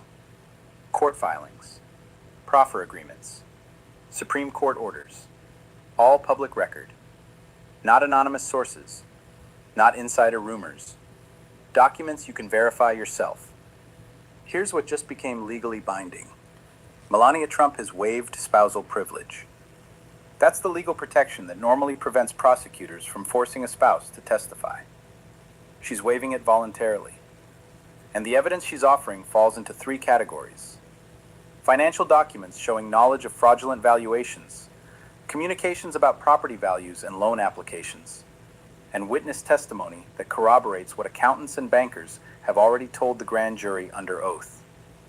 The Supreme Court's rejection means there are no more appeals, no more delays, no more procedural escape routes. The grand jury can hear her testimony within days. Her former husband's confirmation hearing as a cabinet nominee is scheduled for early March, 6 weeks from today. Let me walk you through exactly what happened in the last 72 hours, because the sequence proves this wasn't spontaneous. I'll be covering every development in this case as the evidence emerges, not speculation, just facts. If you want to follow the legal process without the media spin, subscribe. Let me start with the timeline. Monday afternoon, 2 p.m. Eastern. Melania Trump's attorney files a document with the special counsel's office. Behind it's called a proffer agreement. His mama Let me explain what picture. that is in plain English, because the legal system uses terminology that sounds complicated. Behind but that mama's represents a picture. simple concept. A proffer is a preview. The witness says, here's what I know, here's what I'll testify to, here's what evidence I can provide. In and exchange, the combination is, I didn't like my daddy. This isn't unusual in federal cases. Witnesses proffer all the time. What makes this significant oh my God, is who's proffering my God. and what she's offering. Hour 24, Tuesday afternoon, 2 p.m. Eastern. Exactly 24 hours after the proffer lands on prosecutors' desks, the defendant's legal team files an emergency appeal to the United States Supreme Court. They're asking the court to block her testimony before the grand jury even hears it. The legal argument? Spousal testimony violates marital privacy protections under the Fifth Amendment. That's fast. Most emergency appeals take weeks to prepare. This one appeared in 24 hours, which tells me the defense team was ready. They knew this was coming. Hour 48, Wednesday morning. The Supreme Court dockets the appeal, assigns it a case number, schedules it for review, but doesn't issue a stay. A stay would mean halt everything until we decide. No stay means the process continues while the court considers the question. That silence is significant. When the Supreme Court issues an immediate stay, it signals the justices see merit in the legal argument. When they let the process continue, it signals skepticism. Hour 72, this morning, Thursday at 10:03 a.m. The Supreme Court issues its ruling. One sentence. Application denied. No dissents. Justice Thomas didn't dissent. Justice Alito didn't dissent. Thomas? Justice Gorsuch, Justice Kavanaugh, Justice Barrett, all Trump appointees didn't dissent. Unanimous rejection. When the court writes an opinion, even a short one, it means the legal issue required explanation. When they issue one sentence with 0 dissents, it means the appeal didn't merit discussion. I've seen this level of rejection 3 times in cases I've tracked over 30 years. Each time, it meant the legal argument was frivolous, so weak it didn't warrant the court's time to explain why. So that's the 72-hour sequence. Proffer filed Monday. Emergency appeal filed Tuesday. Court dockets but doesn't stay Wednesday. Application denied Thursday. Now let me show you what's actually in that proffer agreement, because the evidence she's offering is more significant than the headlines suggest. The proffer agreement lists 3 categories of evidence. Let me walk you through each one, because the combination is what makes this consequential. First category, financial documents showing knowledge of fraudulent valuations. She signed joint tax returns from 2014 to 2020. That's 6 years of tax filings where both spouses sign under penalty of perjury that the financial information is accurate. Those returns rely on asset valuations, what the properties are worth, what income they generate, what deductions apply. If those valuations were inflated to banks to secure loans, but deflated to tax authorities to reduce liability, He been doing that for years. That's bank fraud and tax fraud. He been doing that for years. On a joint return creates legal exposure for both signers. The proffer indicates she was present at meetings with accountants where asset valuations were discussed. She asked questions about how properties were being reported. That's documented in emails that prosecutors now have access to. HBO Max is available on YouTube. Enjoy the latest releases. He's not your average kid. Yeah, I keep asking y'all to hit the like button. Second category, communications. Get the likes up, y'all. Please, double tap. Hit the 3 dots at the top.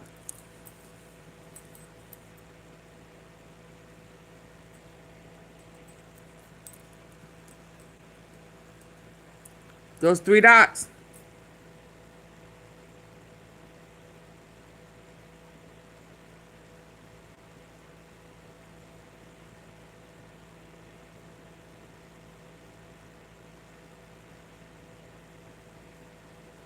Come on. Hurry up, y'all. Come on so I can finish this up. Ouch.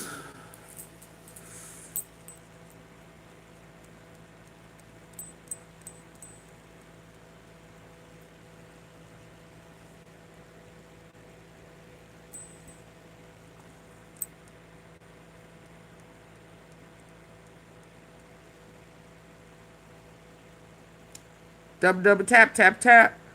Double tap, tap, tap.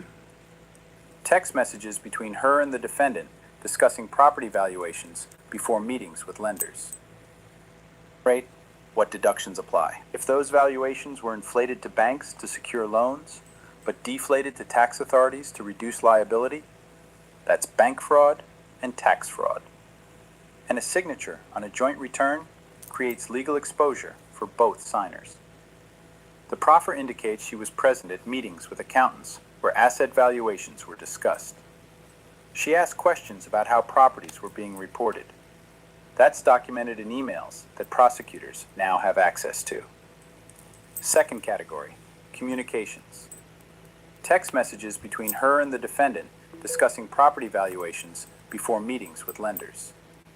Emails with accountants where she raised concerns about discrepancies between what was being told to banks versus what was being reported to tax authorities. Recorded phone conversations, yes, recorded, where valuations for specific properties were discussed in the context of loan applications. Let me be clear about what recordings mean in federal cases. If she recorded conversations with knowledge and consent laws were followed, those recordings are admissible. If she's offering them in a proffer, prosecutors have already verified their authenticity. Third category, witness corroboration. She can verify what the accountants have already told the grand jury. She can confirm what the bankers testified to under oath. She can corroborate what the property appraisers said about pressure to inflate values. In federal prosecutions, corroboration is critical. If a witness says, "I was in a meeting where fraudulent valuations were discussed," that's powerful. If a second witness says, "I was in that same meeting and here's what was said," that's corroboration. If a third witness provides documents from that meeting showing the fraudulent values, that's a pattern of evidence that becomes very difficult for a defense to overcome. Now here's the legal earthquake buried in this proffer. She's waiving spousal privilege. In most cases, a spouse cannot be forced to testify against their partner. It's a protection rooted in the idea that marriage requires trust, and the legal system shouldn't destroy that trust by compelling testimony. But, and this is critical, spousal privilege can be waived voluntarily. Her proffer agreement includes explicit language. Privilege is hereby waived for all matters covered in this agreement. That's not prosecutors forcing her. That's her choosing to provide evidence. I've seen spousal cooperation in mob cases, wives of organized crime figures who testified to save themselves. I've seen it in corporate fraud, the spouse of an Enron executive who cooperated after realizing the legal exposure was shared. But this is the first time, at this level, where the defendant held the highest office in the nation, that a spouse has come forward with financial documents, communications, and testimony. That's what she's offering.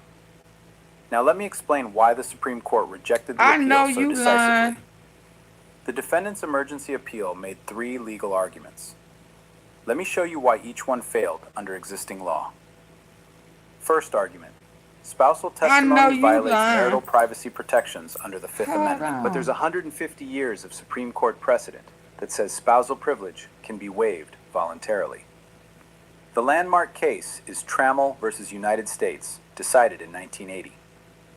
The court held that the witness spouse holds the privilege, meaning the decision to testify belongs to the witness.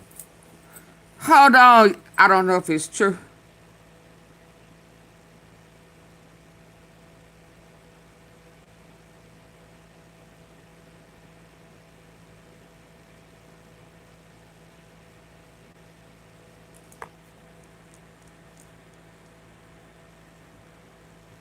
Oh, not the defendant. If the witness chooses to waive privilege and testify, the defendant cannot block it. That precedent has never been reversed. Every circuit court in the country follows it. The legal argument had no foundation. Second argument. The proffer agreement was obtained through prosecutorial coercion, threats or pressure that made the testimony involuntary. But the filing includes a sworn affidavit from her attorney stating she initiated contact with the special counsel's office.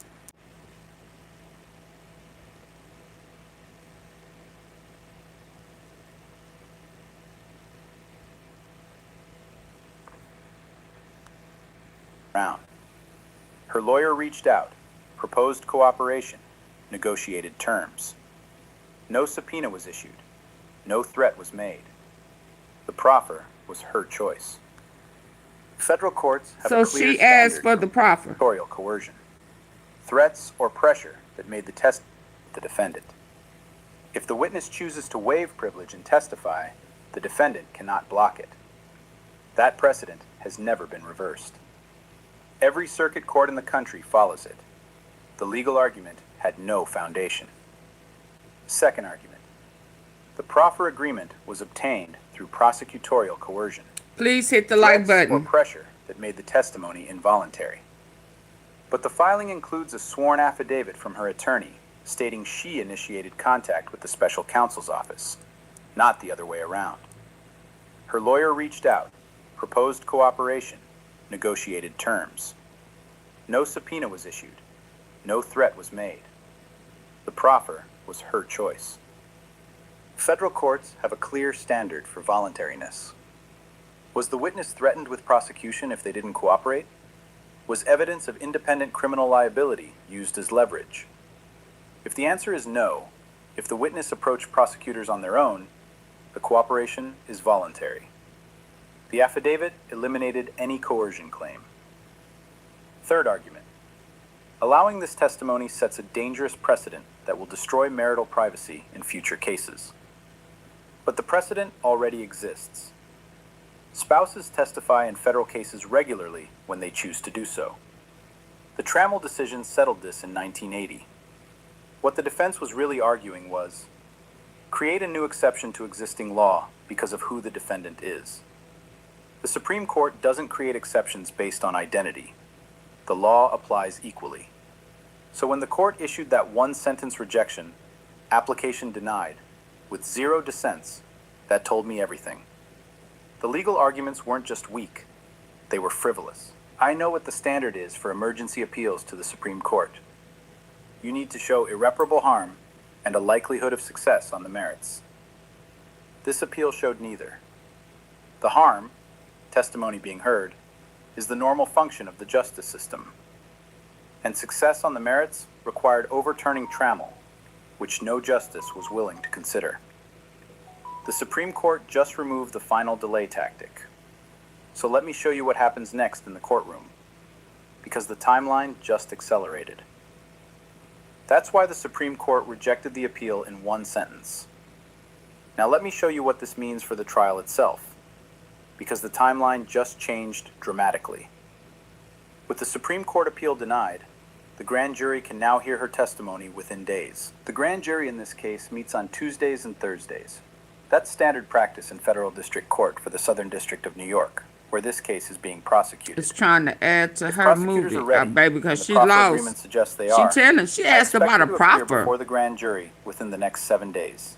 Hi, Possibly this Darlene. coming Tuesday. She don't want to go down Once her with him. It's testimony too is much, complete, and she prosecutors face a and strategic we decision. know about his Let me walk you through indiscretions the two big options, time. because Not this just choice will cheating determine what with happens at another trial. woman, but playing and Option unaliving one. with kids, Use her testimony to raping strengthen the them boys existing and charges in the girls. indictment. The current indictment includes 34 counts of falsifying business records and bank fraud.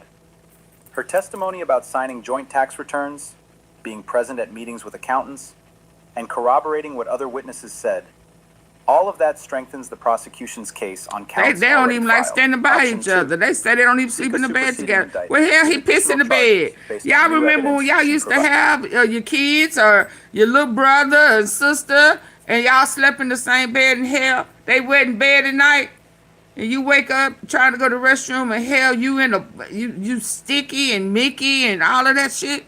She said, "Oh hell no, nigga, you shit. This one thing with some people, some shit.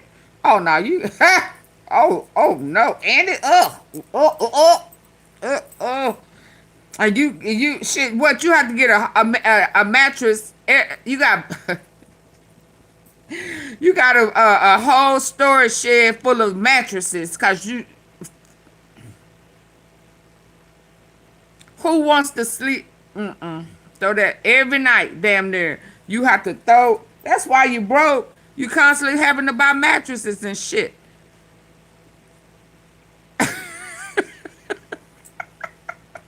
Can you imagine? The smell on that mattress. You better, talking about burying shit. You better go bury that. Oh my Lord, oh my Lord. Shit. Now that,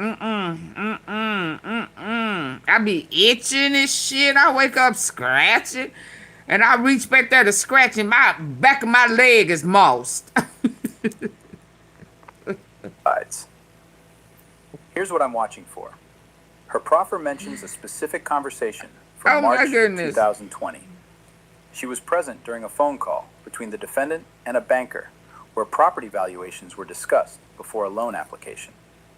If that conversation included coordinated false statements, him saying one thing, her confirming it, both knowing it was false, that's conspiracy to commit bank fraud. Conspiracy is a separate crime from the underlying fraud. It requires an agreement between two or more people to commit an illegal act, plus one overt step toward that goal. Oh, wow. A phone call where both parties knowingly make false statements to a bank, that's the agreement. Filing the loan application, that's the overt act. If prosecutors believe they can prove conspiracy based on her testimony, they'll seek new burgers charges. from McDonald's. A superseding indictment would add counts and potentially increase the defendant's exposure. The trial is currently scheduled for September 16th. That's 28 weeks from today. With the Supreme Court appeal denied, there are no more delay tactics available. No more emergency motions to block evidence. No more privilege claims to litigate. That date will hold. Let me know in the comments. Based on the timeline I just showed you, do you think her testimony leads to additional charges? Or is this about strengthening the existing case? I'm curious what you're seeing in the evidence. Now let me show you why this matters beyond one trial.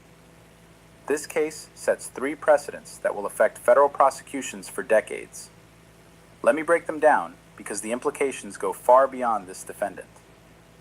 First precedent: spousal cooperation at the highest levels of power. I've seen spouses flip in mob cases.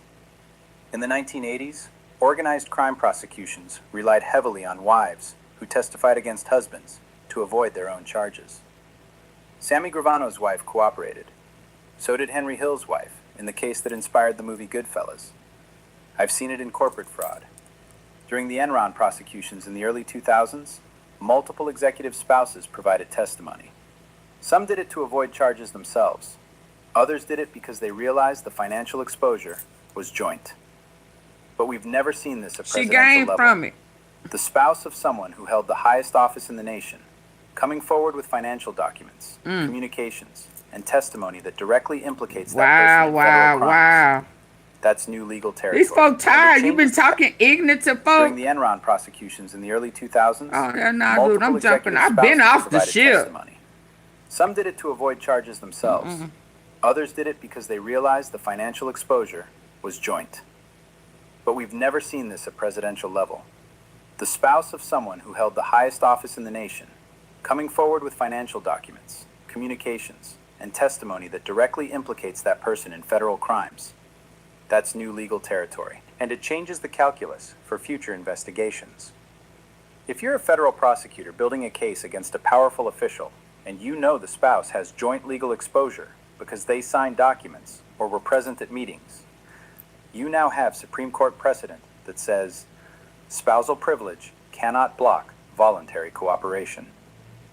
Second precedent: the Supreme Court's speed signals that privilege claims won't delay federal prosecutions. The one-sentence rejection, application denied, with 0 dissents, just set a marker. When spousal privilege is voluntarily waived, emergency appeals based on marital privacy will not succeed. Courts will not entertain delay tactics disguised as constitutional arguments. That matters for every future white-collar case where spouses have joint financial exposure.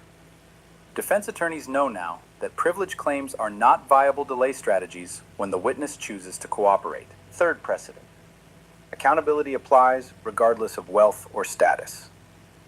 For decades, wealthy defendants used procedural tactics to extend cases, appeals, privilege claims, emergency motions, hoping to outlast prosecutors or wait for political changes that might derail investigations. This case demonstrates the system can still function when judges and courts move decisively. The judge in this case has maintained a strict timeline. The Supreme Court rejected delay tactics unanimously. The grand jury process continues without interruption.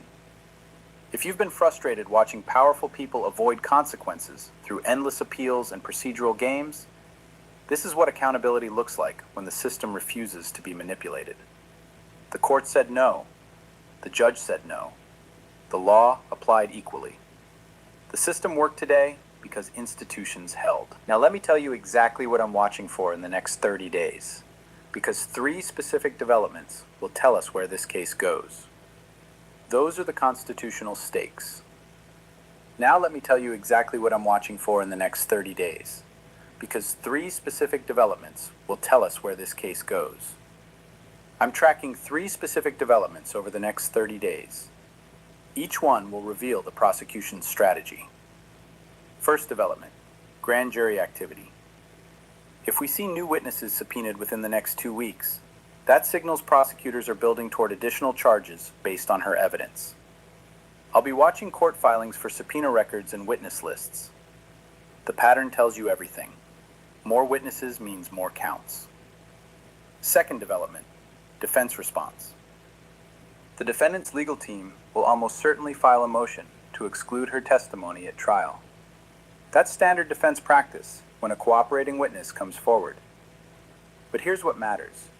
The motion will reveal which pieces of evidence scare them most. If they focus on attacking the recordings, it tells me the recordings are damaging.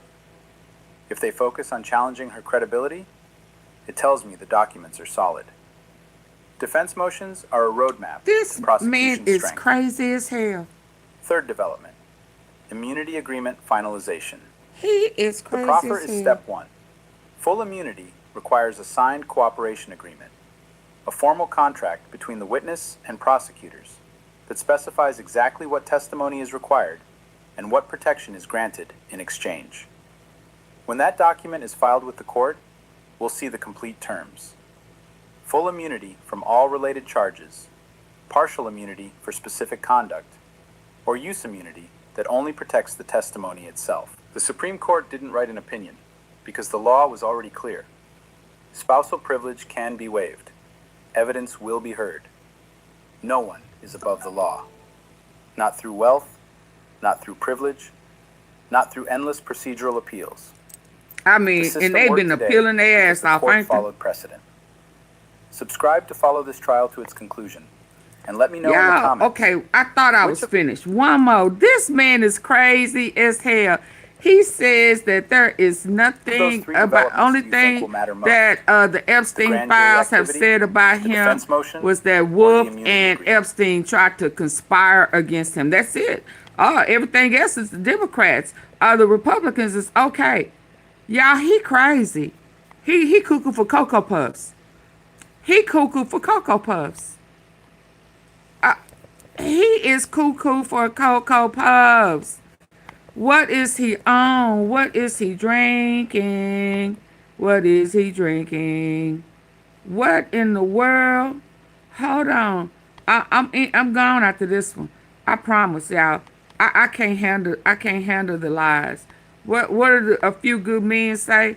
I can't handle y'all. You can't handle the truth. He can't handle the truth. He can't handle the truth. He can't handle the truth. What is wrong with you, Donnie? What? Oh, they said he got some, what did we hear last night? He got that nasty man disease, I think, and he is immune to antibiotics, something like that. Yeah. Yeah. He At just, Ancestry, yeah. we believe every Yeah. question. Yeah, I don't know how to process that. I can't process that, y'all. Hey, Steeler girl.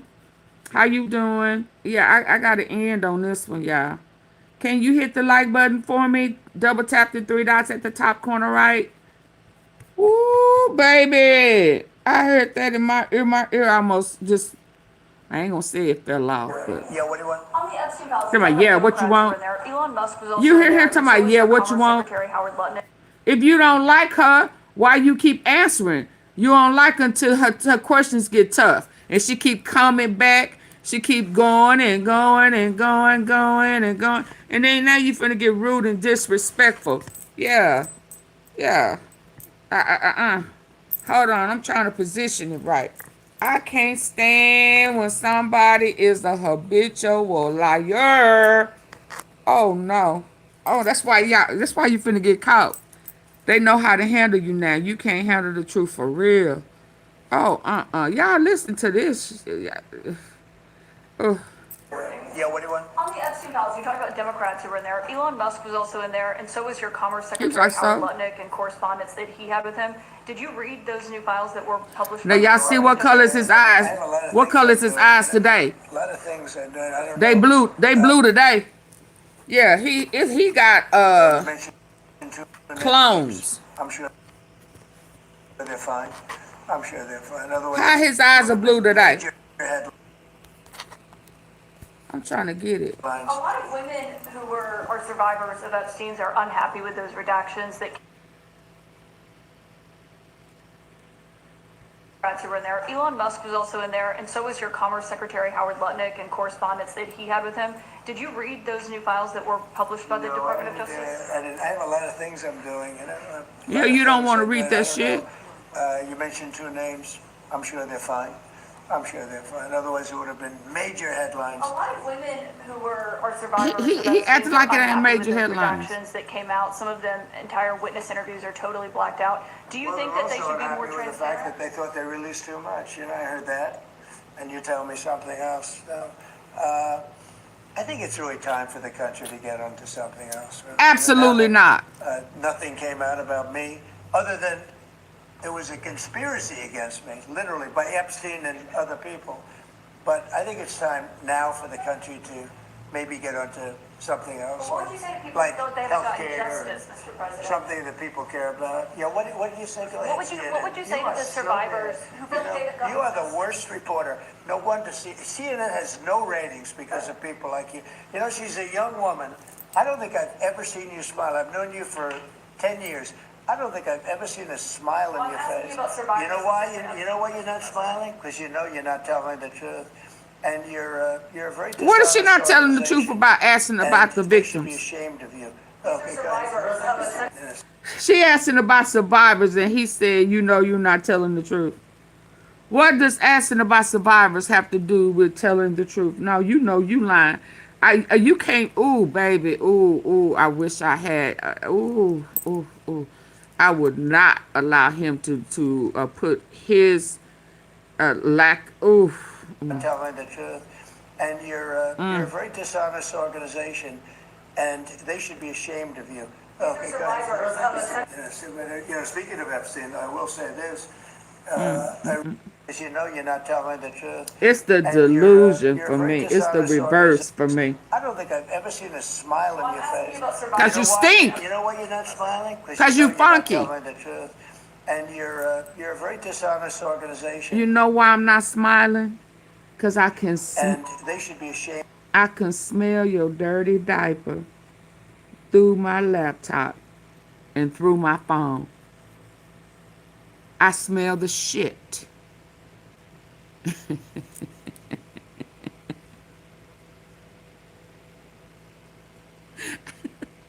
I can smell the shit.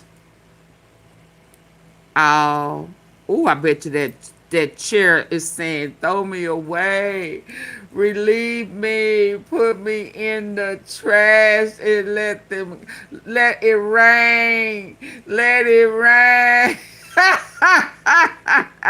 Hi, Big Stacks, let it rain. Cause of I know that chair is saying, God damn. Not smiling because you know you're not telling the truth, and you're my you're a God very organization, and they should be ashamed of you. Okay, guys. You know why you're not smiling? Because you know you're not telling the truth. Because you funky. And you're a very dishonest organization, and they should be ashamed of you. Okay, guys. Speaking of Epstein, I will say this: a reporter named Wolf and Epstein conspired. This just came out yesterday in the millions of pages of documents, how crazy this is. Conspired against me in order to fight like hell to make sure I lose the election. That's the only thing that was mentioned about me. So now Epstein and Wolf.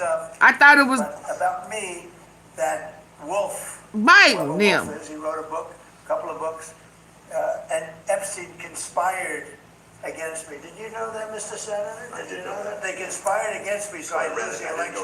Or worse. So that takes care of Epstein as far as Trump is concerned. But you got a lot of Democrats out there that are very much involved with Epstein. So that means if Epstein is still alive. What about Bannon? Oh, he said that's it for Epstein as far as I'm concerned. Did y'all catch that? He know Epstein is still alive. Did you know that, Mr. Senator? Did you know that? They conspired against me, so I lose the election. Or worse. So that takes care of Epstein as far as Trump is concerned. But you got a lot of Democrats out there that are very much involved with Epstein.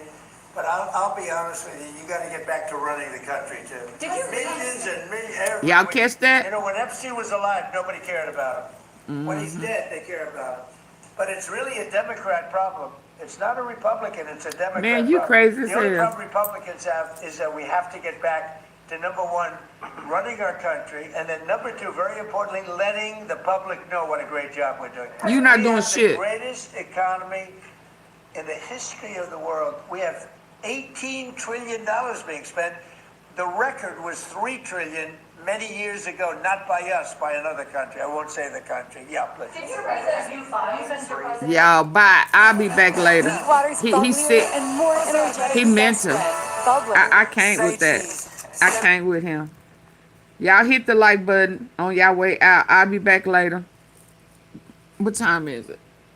About 8:30, 9 o'clock. Peace out.